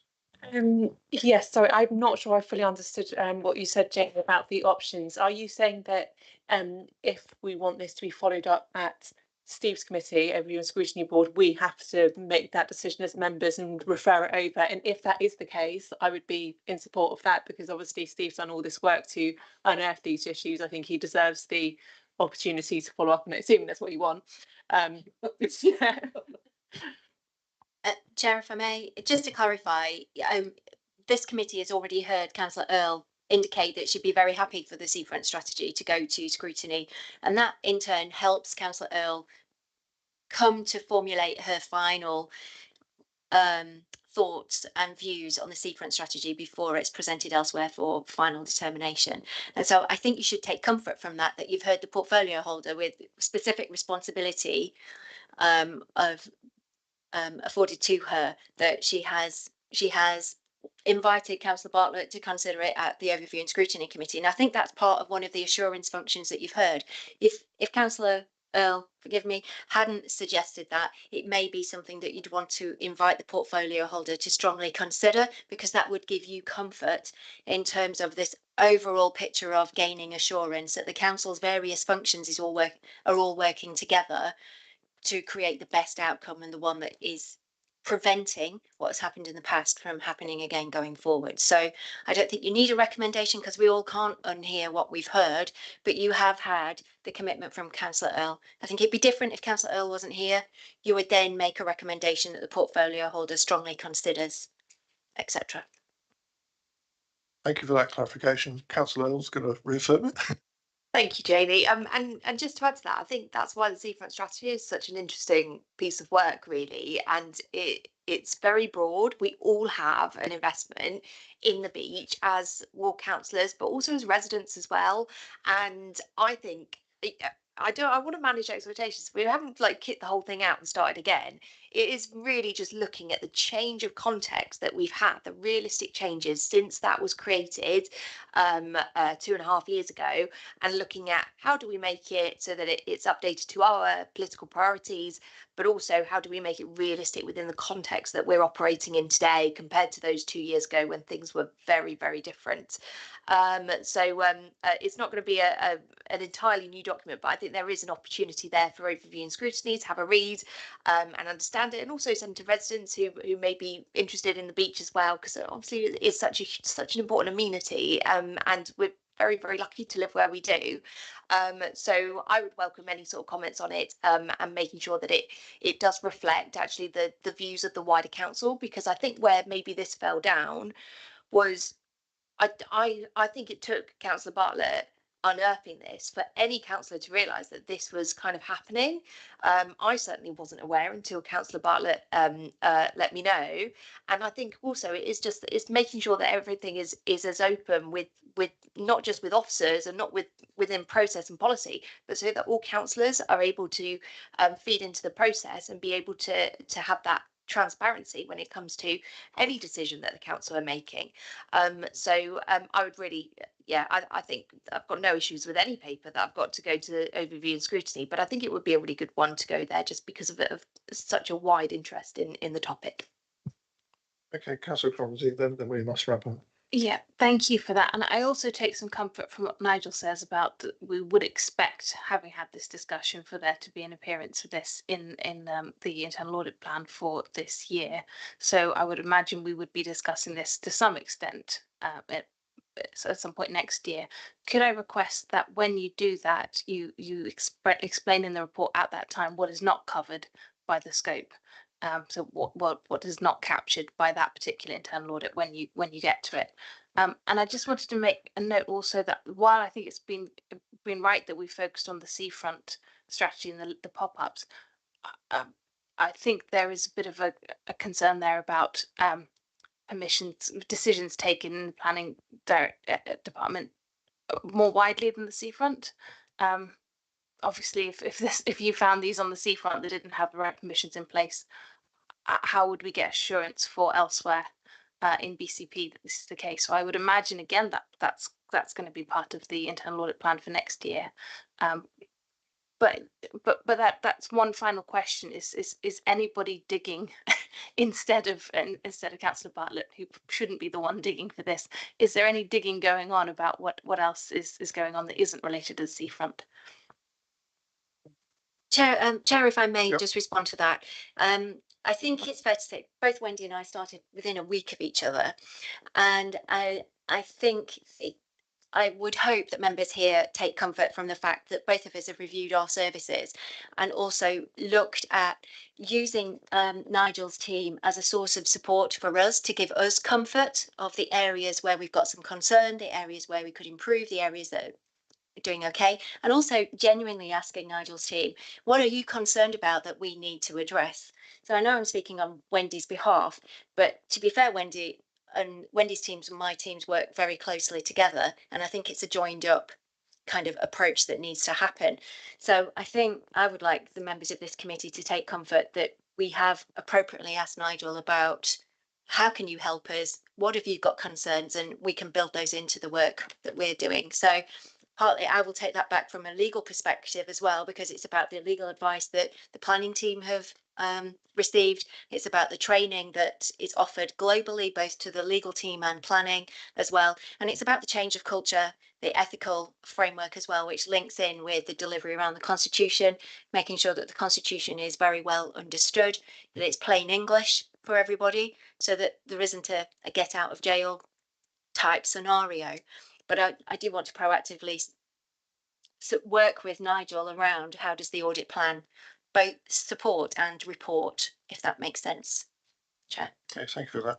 Well, we've got a recommendation here, which I think really does sum up everything, not just the seafront, but other places. I'll read it out. Note the previous position and the new practices in relation to planning and licensing permissions on the seafront and the progress made across the seafront and wider commercial operations service area.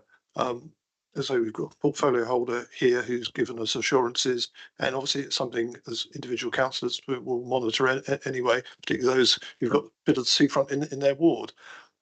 So, you know, can we accept that recommendation? Yeah, thank you.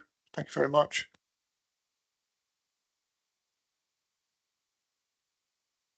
Item 11 on the agenda, we've got a verbal report on arrangements for the use of consultants and interim staffing. It's a verbal report from Nigel Stannard.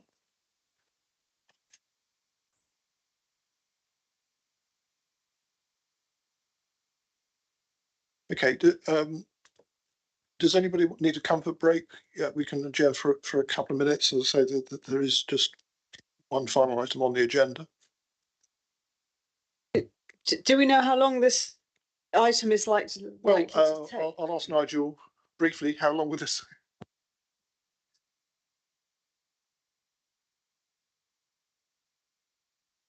Yeah, so this might be an appropriate time to have a comfort break so we can enjoy the presentation. So for those listening in at the public, I would just say this is arranged for use of consultants, interim staffing, and it's for us to receive a PowerPoint presentation. So members of the public, we will be coming back in 10 minutes or so, and you can watch the presentation then.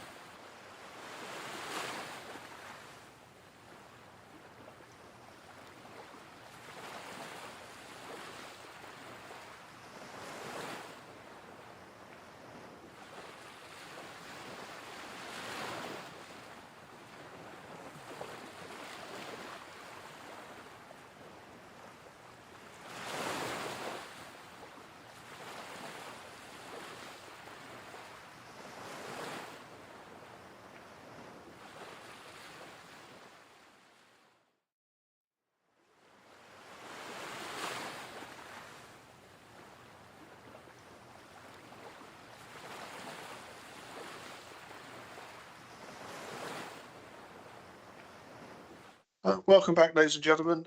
We had an adjournment and we're now back dealing with item 11 on the agenda, arrangements for the use of consultants and interim staffing. It's to receive a PowerPoint presentation detailing the arrangements for the use of consultants and interim staffing. And Nigel Stannard, over to you. Thank you, Chair, and good evening, members. This is one of the deeper dive sessions that you requested the Chair consider when he asked you to have your views on what deeper dive sessions you wanted to look at. So I think this one was Councillor Phipps's suggestion and supported by a number of members as well. I have circulated the presentation by email if you would prefer to look at it on your own screen, but it's on the large screen. So I'm going to start off the first couple of slides, which are broadly introductory slides, and then my colleague Phil Hornsby, who's the Director of Commissioning, will talk through the consultant, professional services and contractor side of things.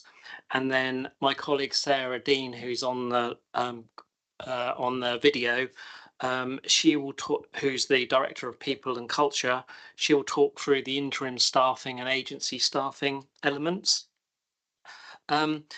The Chair would prefer the presentation to be made in full and any questions posed at the end, if you would. And note there's a small page number on the bottom right of each slide. So if you wanted to make a note of a question on each slide, feel free. We won't be reading the slides verbatim. We'll be raising some key issues, so we'll leave you to read the content. And just a reminder that the broad purpose of tonight, in line with your terms of reference, is to answer the question, are you assured the Council's arrangements are sound and reasonable for the topic area? So moving to slide 2, the slide 2 on the screen now is a twofold really. It does define some of our common terms, but it'll also give you an idea of some of the things we're going to cover tonight. There are lots of terms that are, and I've noted those at the top of this first slide, other terms, freelancers, contractors, for example. And broadly speaking, these terms fall into two distinct camps. Camp 1 being contractors and Camp 2 being employees. So Phil will talk through Camp 1, which is the consultants, professional services, and they're all contractors and they don't have BCP employment rights.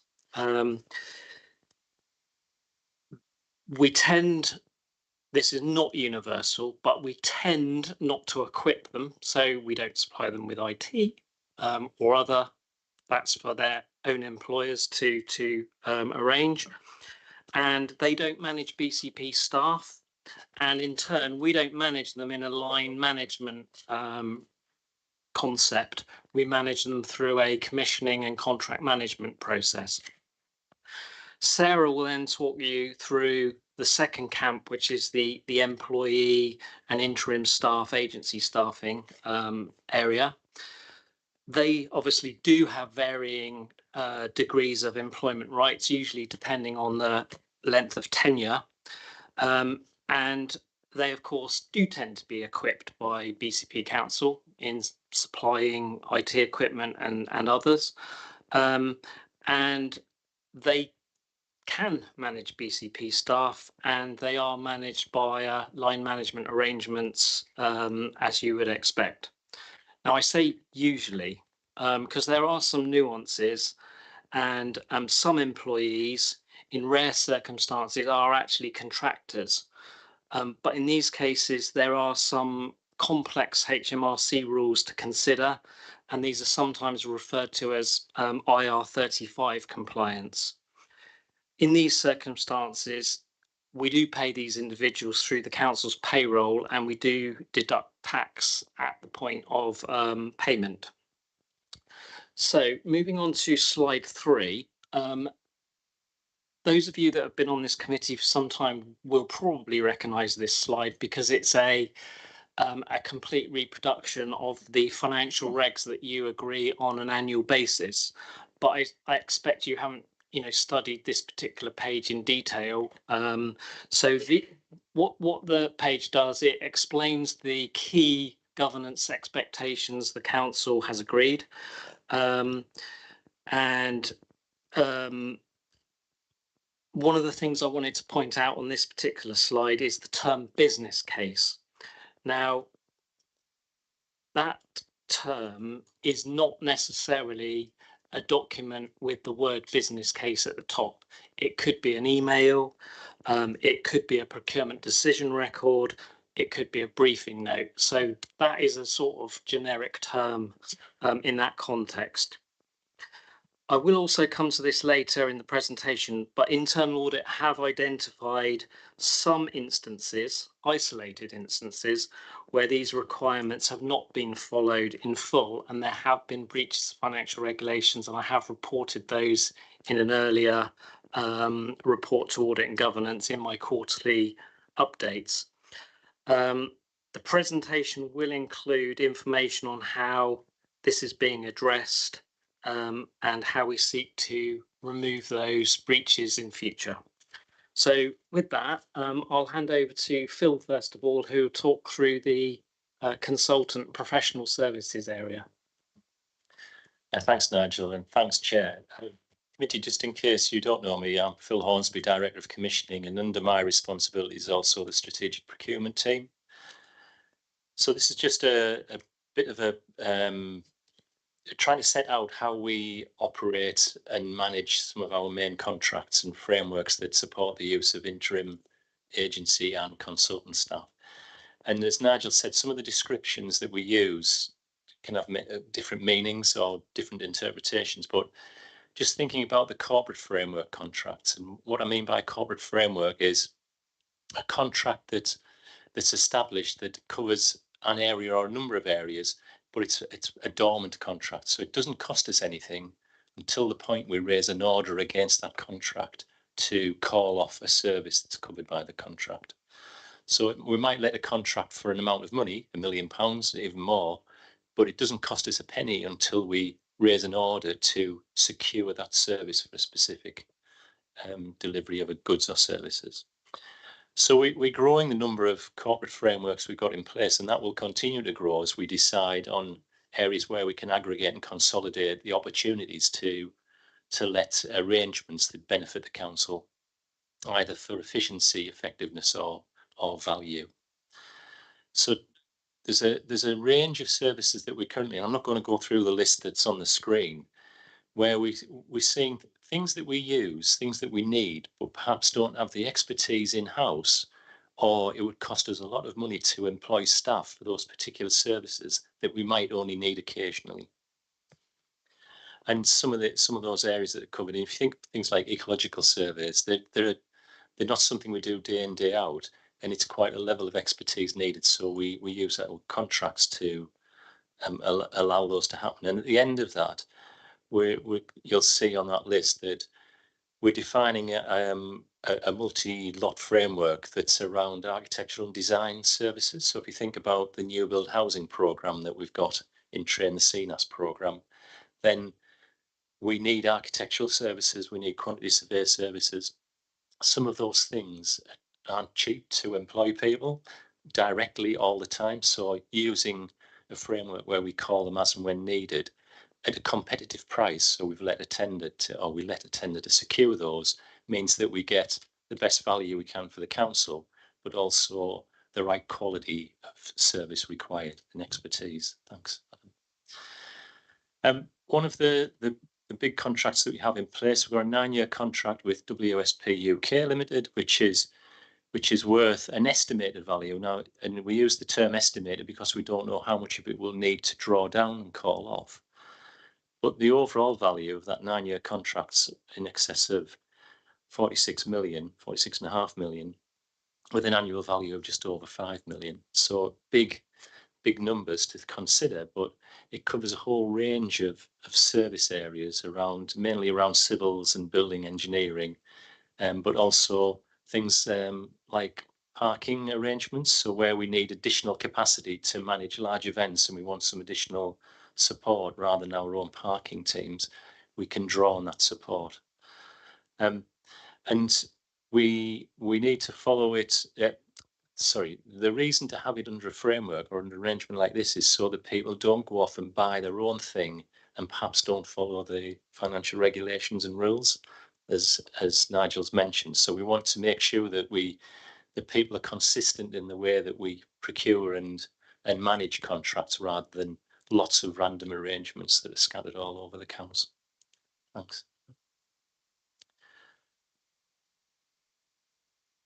So the next section is interim. Just before I hand over to Sarah Dean, I just wanted to go a little bit further into the internal audit report. So the internal audit report was initially a children's based audit, but in undertaking that audit, we realised that there were some corporate issues that needed to be addressed. So we made recommendations both to children's services and the corporate entity, because some of the issues we found were not just exclusively for children to resolve. This slide lays some of those out. We've talked about breaches of financial regulations, and now Sarah's going to talk about some of the arrangements about how we prevent some of these things happening again. So over to Sarah.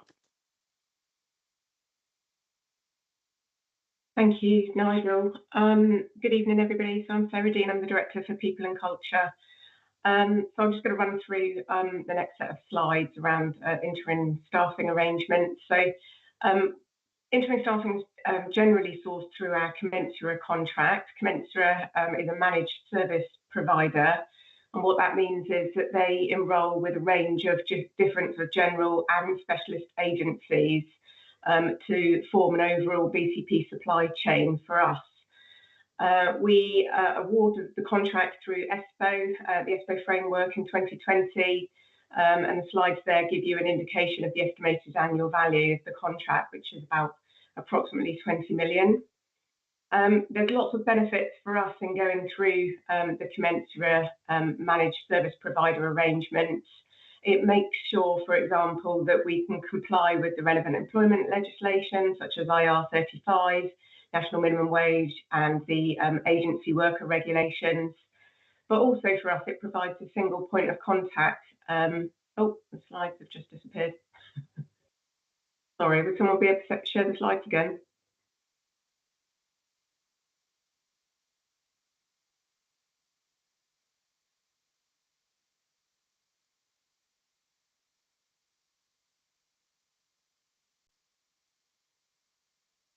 Thanks, Adam.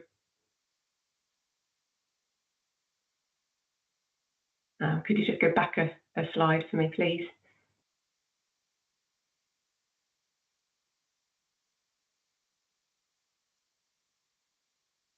There we go. Thank you. So just to pick up where we left off, so not only does it allow us to have full compliance with the relevant employment legislation, but it provides us with a single point of contact for all invoicing arrangements for our temporary workers. And that therefore obviously means that we get benefits in a reduction of sort of admin burden, and means that we can be more efficient in the processing of those invoices.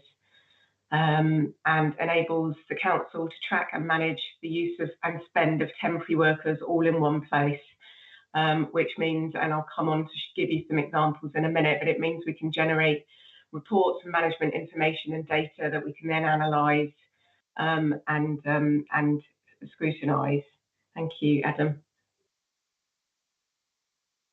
Okay, so not sure if Phil might want to come in on this, but just to kick off, Commensura have put forward a statement of work proposal that would complement our current approach, but also reduce the reliance on temporary agency workers. And the example there in the next sentence is that if we had a backlog of 200 planning applications with a 6-week statutory deadline, instead of going out and looking for agency workers that might be able to come in and complete that work, instead it would be that we sort of send the work out. So we package up the work that needs to be done, and Commensurate would then go out and provide quotes, timelines for completion of the backlog. And then, as it says there, sort of upon each completion of each milestone, payment would be made until the backlog is cleared. Phil, just to pause there, is there anything else that you would like to comment on that section? If it's all right, Chair, I think the key in that example that Sarah's just given is to say that we get a fixed price for that work. So if we say we've got those 200 applications to be processed and managed, then we will get quotes and a price to complete that work. So it's a fixed cost, and unless we gave them more further work beyond that, so actually it gives us some assurance and some control over the spend. An agency worker might not be the fastest in the world, so it could take longer and cost us more to do. Thanks, Sarah. Thank you. Thanks, Phil.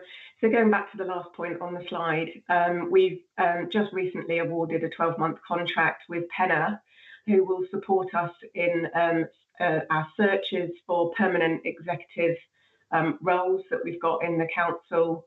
And this is going to really bring us benefits in terms of kind of not needing to go out through a procurement process every time that we wish to fill a role at that level, which means that we can respond much more responsively and that we can ensure the best pricing for the support that we get in filling those roles.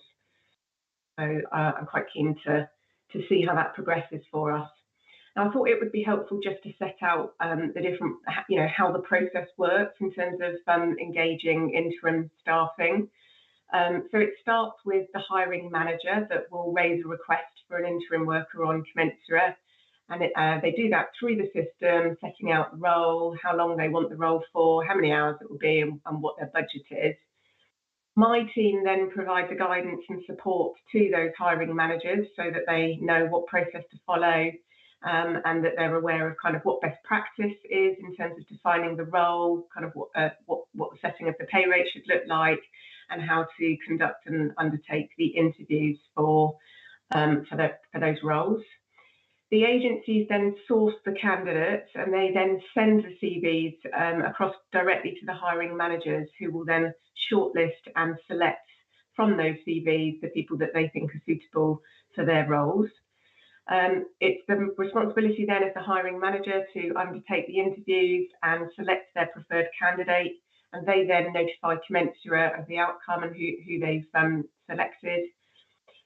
From that point onwards, then it's the hiring manager that undertakes the supervision of that interim worker, and they are also responsible for approving the timesheets and any expenses incurred whilst they're undertaking that work for them.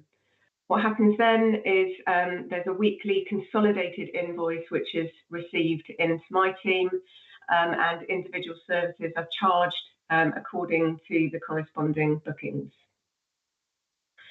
So this slide just gives you an idea of the total number of bookings in the last financial year. So to the left, you can see the graph which shows by service area how many bookings, so which service areas in the councils are using interim staffing agencies the most, etc. And then to the right-hand side, the graph is showing you the bookings by category, just to give you a feel for, again, the type of work that we're using interim staffing arrangements for. So within the last financial year, that amounted to 931 bookings. But just to give you a flavour in terms of kind of where we are as of May, the number of active Commensurate bookings is shown at the bottom there, which is 346 current active bookings. Thanks, Adam. Okay, now this slide, the purpose of this really is just to show you that there are a huge number of suppliers in the Commensurate supply chain. So we're not just kind of using a couple, one or two. In fact, there are actually hundreds in the system, but this gives you a flavour of the services, the suppliers, sorry, that we're using actively at the moment. Thanks, Adam. Okay, now it's not always possible to find the skills that we need through the Commensurate framework, and sometimes it is necessary to seek alternative suppliers if we can't find the specialist skills that we need on commensurate. In those circumstances, we've got special approval requirements in place from the director of those roles and the head of procurement, with the support from the HR business partners in my team.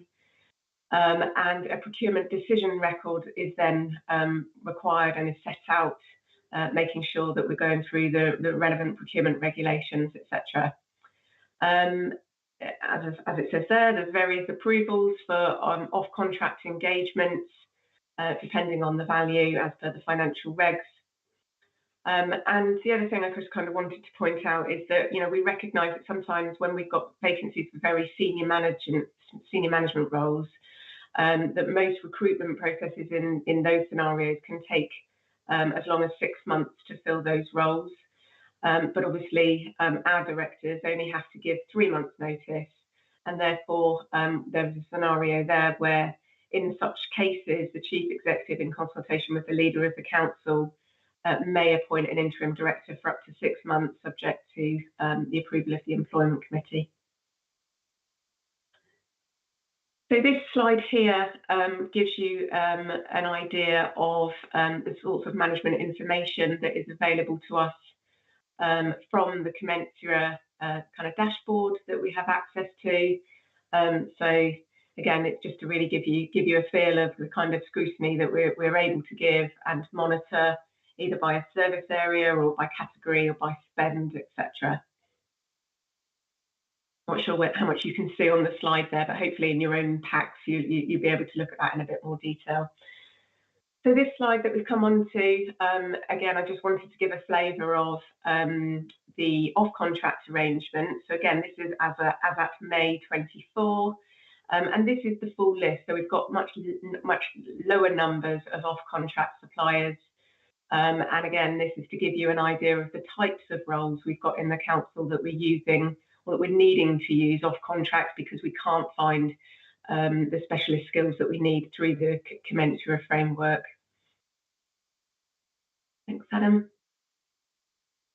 Okay, so in terms of our approach to reducing off-contract arrangements, because we are keen to minimise the use of off-contract arrangements as much as possible. We know that we get the best rates that we can through the commensurate framework, and so we're continually looking at ways that we can reduce the number of off-contract engagements and move people across to commensurate.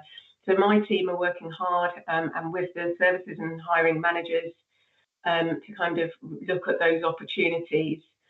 And this is just setting out really some of the process work that we're doing to try and do that, which essentially involves contacting the off-contract supplier to offer to enrol them in the commensurate contract. Some of them agree to do that just like that, but others don't wish to engage because they want to, actively receive higher rates of pay for what they're providing. What we would then do is work with the hiring managers to understand kind of any of the supply issues and improve the supply chain in the relevant categories by engaging with additional agencies if we can to make sure that the orders can be fulfilled, and then move people over to the new agencies that we've managed to bring on board. And then when a supplier no longer has active workers with BCP, then that supplier would be removed from the financial system in order to prevent any kind of new invoices coming through. And in those scenarios, hiring managers, sorry, Adam, could you just flip that one? Just going to say, in that scenario, the hiring managers are required to complete a business case to extend the off-contract agency workers as the penultimate bullet point there. Thanks, Adam. So again, just wanted to give you a flavour of the overall interim staff and agency spend over the last 5 years, both on and off the commensurate contract. So the top line there shows you since 2019 the on contract, which is through commensurate spend, and how that has increased over the last 5 years. The middle line shows you the off contract usage, which you will see increased from 2019 up to 2021, and then you'll see the work that we've been doing to progress kind of the shift away from off contract and move people onto the commensurate has seen a significant drop for 23-24. And the bottom row there shows you the percentage on contract spend. And just to sort of, I thought it was helpful just to give you a flavour really, 23-24, total BCP council pay bills approximately in the region of 200 million. So just so that you can kind of get a feel for where those numbers sit. So agency staff costs as a percentage of the total pay bill sitting at approximately 11.5%. And then if you look at that in terms of total numbers, we're looking at about 8.1% of our workforce made up of agency staffing numbers. Thank you, Adam. This is my final slide. Thank you. Before you may wish to ask some questions. But I just really wanted to give some reassurance in terms of kind of the work that we're doing to give sort of tighter governance and scrutiny to this issue. As you can see, we do have good management information and data from that commensurate contract. And I make sure that our corporate management board have regular oversight of that information, as well as details on the off-contract usage numbers and spend. So that's regularly being scrutinised by corporate management board. In addition, the HR business partners in my team are taking that information out to their senior leadership teams to discuss at management meetings with each of the directorates, again, so that there's kind of scrutiny and regular looking at ways in which we might be able to reduce any off-contract spend. The overall spend is incorporated into the general ledger and therefore in overall reporting of spend. And the final bit is that we're doing some work with our new system, which is F&O, which is our core HR and finance system, to build an interface from the commensurate system into our HR and finance system, so that we have an overall dashboard of visibility of everybody's establishment data, so that you can see the numbers of permanent and fixed term establishment people that we directly employ, but also compare that against agency and off contract usage and spend. So again, greater visibility keeps it in mind about where we are and what our alternatives and choices might be. So thank you very much. That's all for me. And now over to any questions that you might have. Thank you very much. Thank you very much, Phil Holmesby, Sarah Dean and Nigel presenting it. Before we throw it open to questions and answers, I think Councillor Tarling, you've got something to say. Yeah, thank you very much. I wasn't aware of this contents of the presentation, but I do have a declaration of interest. My day job, I work for a company that provides architectural quantity surveying and other professional advice to local authorities. I don't work in that department, but I do work in the same office. And I work for Mace Consult, which are a direct competitor to WSP. So obviously, just for purposes of clarity, I don't think anything's been divulged that's commercially sensitive in a public meeting. So, but just wanted to make that clear. Thank you. Thank you for that comment. Any questions or comments to make on the presentation? Councillor Northover? Yes, I think we have. Yes, far away.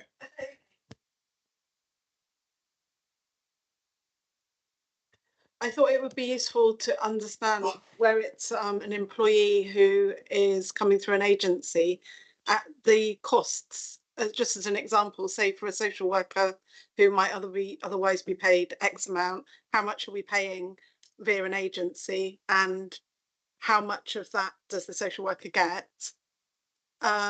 Because I think just to understand how much that cost is taking away from being able to employ other people.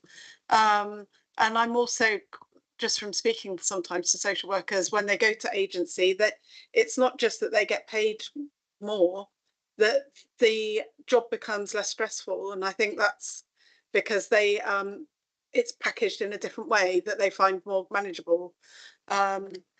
And so the other thing I was just wondering was, what was the other thing I was wondering? Perhaps whilst you're thinking Yes, about that, yeah. Sarah or Phil could comment on agency staff and, and the issues and the problems facing not just this local authority, but other organisations as well who can't directly employ the staff?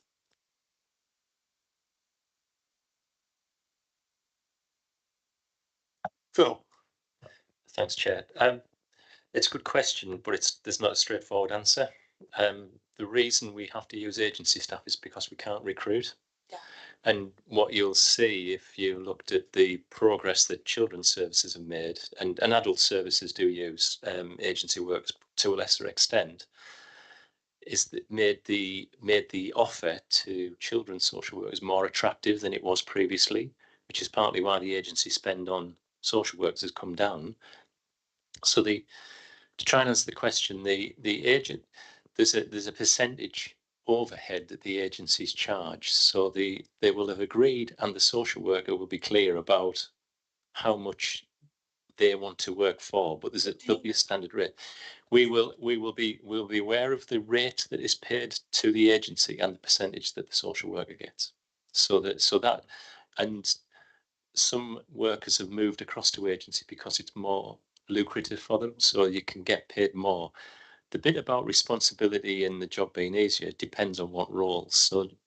So they will be given a similar size caseload to any other social worker or any other worker generally, so not just social work, but seeing as that's the point we're talking about. So it's hard to make direct comparisons. Some people do it because they can get a better work-life balance and not work full-time or not work for a full year. So they may say they'll work for 6 months, make sufficient income so they don't need to work rather than being in a full-time role. So I think there's a number of reasons. It's difficult for me to answer fully because I think we probably need someone from adults or children's services to give us a more comprehensive answer to the reasons. The other part of the question, I suppose, is when because the agencies are just doing the same job, they're just trying to recruit. So what we're giving them is much more money to recruit, but we could do that. But I know then we've got lots of other problems. But can we have like a sort of in-house agency or some other setup so we're not losing that money to a third party? I think Sarah might be a better place to. Yeah, perhaps Sarah can comment. Yeah, thank you. It is something I'd like to see in the longer term, and it kind of is in my mind as something that the council can benefit from. That will be down to obviously kind of resourcing and availability in my team to be able to kind of take that forward. But I do think that is something that I'd like to do. Okay. Chair, if I just make an additional comment. What we should remember is that when we pay an agency worker through commensurate, it's an all-inclusive cost. So it'll include anything, any NI contributions, pension contributions, or anything like that is all wrapped up. So sometimes comparing the salary rate, the bare salary rate for us, we should include the on costs as well when we compare. So it's apples and apples. So Conley? That's actually my question was about how regularly or how frequently you would do a review of whether or not the costs are outweighing the benefits. I would imagine with a lot of these services, perhaps on a one-off, it makes sense to contract out or to use an agency, but over time, perhaps that might change if you're using the same thing every year. So do you periodically do a review or does it come to internal audit about whether or not we are getting value for money there? I think it might be a combination of responses. I'll start. So the way that this contract was led, and just apologies for some of the acronyms in the presentation. So ESPO is the Eastern Shires Purchasing Organisation, which is 7 local authorities who clubbed together to create an organisation. And so they test the market on value in terms of how can they secure these services at what price, and we use that framework in order to get a good competitive price. So the contract will be reviewed regularly, at least annually. But I think the bit about can we get better value from employing ourselves, I think if you looked at children's services, that is one of their goals within the MTFP about reducing the cost of agency workers, which led to an increase in the salary for the social workers or the workers that they were employing directly. So that gave that is part of that bit around, but where's the better value for money?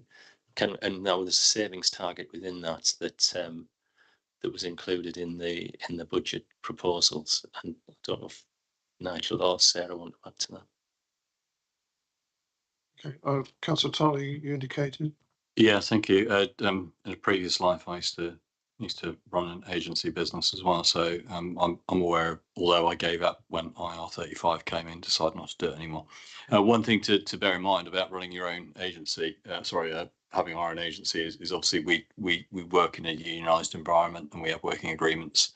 And you've got to be very sensitive in this situation when you are working with, employed people who are under, local government terms and conditions, and the conflict you get if you have a, let's say, inequitous balance with your agency workers, and that's it is a very fine juggling act when it comes to it. And bearing in mind we are I believe, still in a process of negotiating pay terms with the unions. I think, I wouldn't want to give an idea that we're promoting agency workers as a preference for this council. I would want to see as an employer that we see this as necessary evil is a word I've heard many times, but it's as Mr. Hornsby just pointed out. Some people it suits better to work on this basis, but I would just be really cautious that we don't promote this as a preference for the council. I think with that, I've got Sarah Dean indicating wants to respond on that. Thank you. Yeah, I wanted to say that within our people strategy, we are keen to work around talent acquisition and really strengthen our offering around talent acquisition so that we are actively changing the way in which we work and sourcing our own permanent and fixed term workers, which allows us to move away from a reliance on agency workers, because we can develop and build our own supply chain. So that would be my intention and desire to kind of really strengthen that part of the process, and then have a fallback arrangement for kind of the where we absolutely need to have it, but we're not anywhere near as reliant on it as we are now. Okay, thank you for that. Any other? Yeah, Councillor Armstrong. Just picking up a couple of points about the agency staff. Do we have agency staff that are coming from like outside of the country or around the country? Are we covering the costs of their accommodation, of their travel? And then I wonder, how can we compare apples with apples if we've got those additional costs that we're meeting as well? I've got a few other points to ask as well, but if I start with that one. Anybody want to comment on that? I don't actually know. Oh, sorry. Sarah, do you want to go first and add if there's anything to add? Well, I was going to say that I don't actually know the answer to that. So I'm just sort of making a note of it that I can find out after the meeting, but I don't know the answer now, unless you do, Phil. I think I know the answer, but we will confirm that this is the arrangement. So it's an all-in price. So there's no additional paid for travel or accommodation. The workers expected to meet those costs from the charge that's made by the agency, which wouldn't include accommodation and travel. You had another point? I do. It's with regards to like when we're in one of the previous slides where you're referring to the appointment of interim directors, interim senior managers. I'm just wondering whether we have a strategy or what our approach is to actually doing some succession planning and really spotting talent within our own organisation so we can build that sustainable, that you use the supply chain as a word, but we talk about people here who've got a connection to the area, who know the area, know our residents, and surely people with that local knowledge that can provide that continuity would be preference. Can I take that, Chair? Yeah, thank you. Thanks, Councillor Armstrong. You're absolutely right. My team will be working with services around succession planning, again, as part of our people strategy. That's the real nail on the head there, that should be our first port of call in terms of those, specifically in terms of those executive senior roles, where we can develop and grow our own talent and develop them so that they are ready to pick up the baton when those senior level roles become available. That isn't always possible, but it absolutely should be our first port of call for seeing whether we can. Thank you. Okay. I've got one final point. Final point. Thank you, Sarah. That was really clear. I appreciate your response. My final comment is with regards to the WSP limited contract. So I think it's more kind of directed over here. I'm just surprised, really, to hear that that's a 9-year contract. I've worked in lots of different industries. I'm not aware of contracts that have, that are so long term. And I just wonder about what review processes are in place, but also how do we encourage local employers, local businesses to take on some of those roles if it's all sort of wrapped up in these much bigger corporate organisations? Over to you. We're moving away from really short-term contracts for a very good reason, because not necessarily this particular contract, but other contracts, the provider, the supplier, has to put investment in up front in order to get the value out of the contract. And so if you think about someone who's going to employ local people to deliver a service, they will have to invest in both recruitment but also in the establishment of that service in our area if they're not from this area originally. But just to try and reassure you, over the last time I looked at it, about 90% of all the goods and services and supplies we get come from local suppliers or branches of national suppliers who employ local people in the area. So there's a lot of local work generated by the contracts we let. But longer term contracts give you as much control as short term contracts. And the review process that you talked about is right. Is that annual, at least annual, if not more often, because it depends on how the contract is set up to be monitored. But there'll be exit clauses within the contracts that allow us to get out of that contract if it's no longer providing the value for money.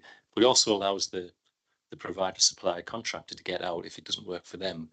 But we will be trying to work together to make sure we both get the value we need, so that we try to encourage people to invest in the area. And so short-term contracts encourage out-of-area providers rather than in-area providers, because they can just parachute people in for short-term 1-year, 2-year arrangements and then lift them back out. We're trying to create a sustainable economy by employing local providers, local contractors to give local employment, but also to invest in the social value element and put something back into the community in the area where we work and live, so that we get added benefit from that work. So that's often the benefit of those longer term arrangements. But I just want to assure members that there are, if you like, gateway reviews that allow us to get out of arrangements that we don't feel are providing the value for money or the services that we wanted originally.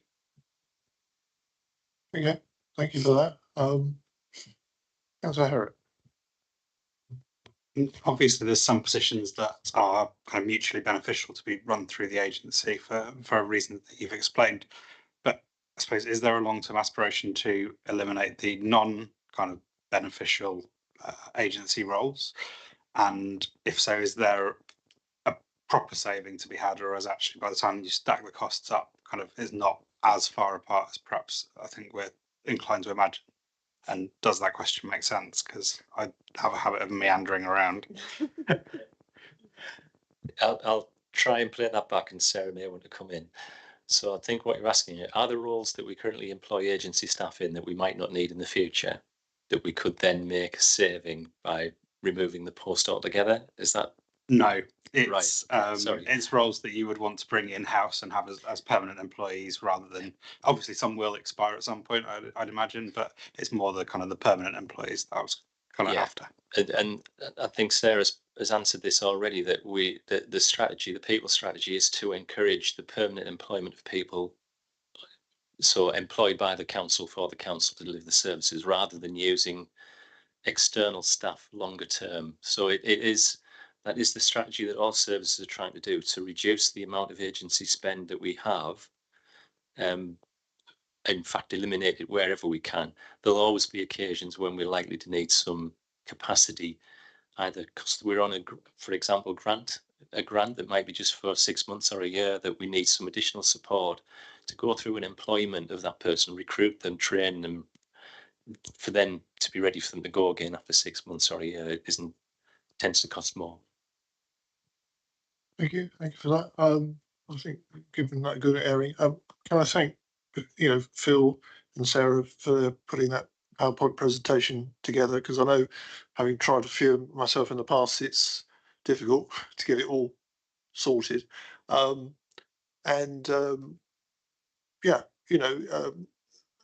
think we would like to hear more about this as it progresses.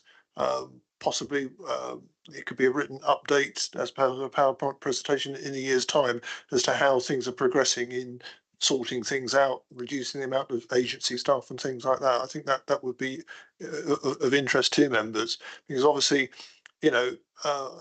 employing agency staff, whether you're a big local authority or even a small business, you do hemorrhage large sums of money, which, as you've said, goes out of the conurbation, and the money is not really spent locally.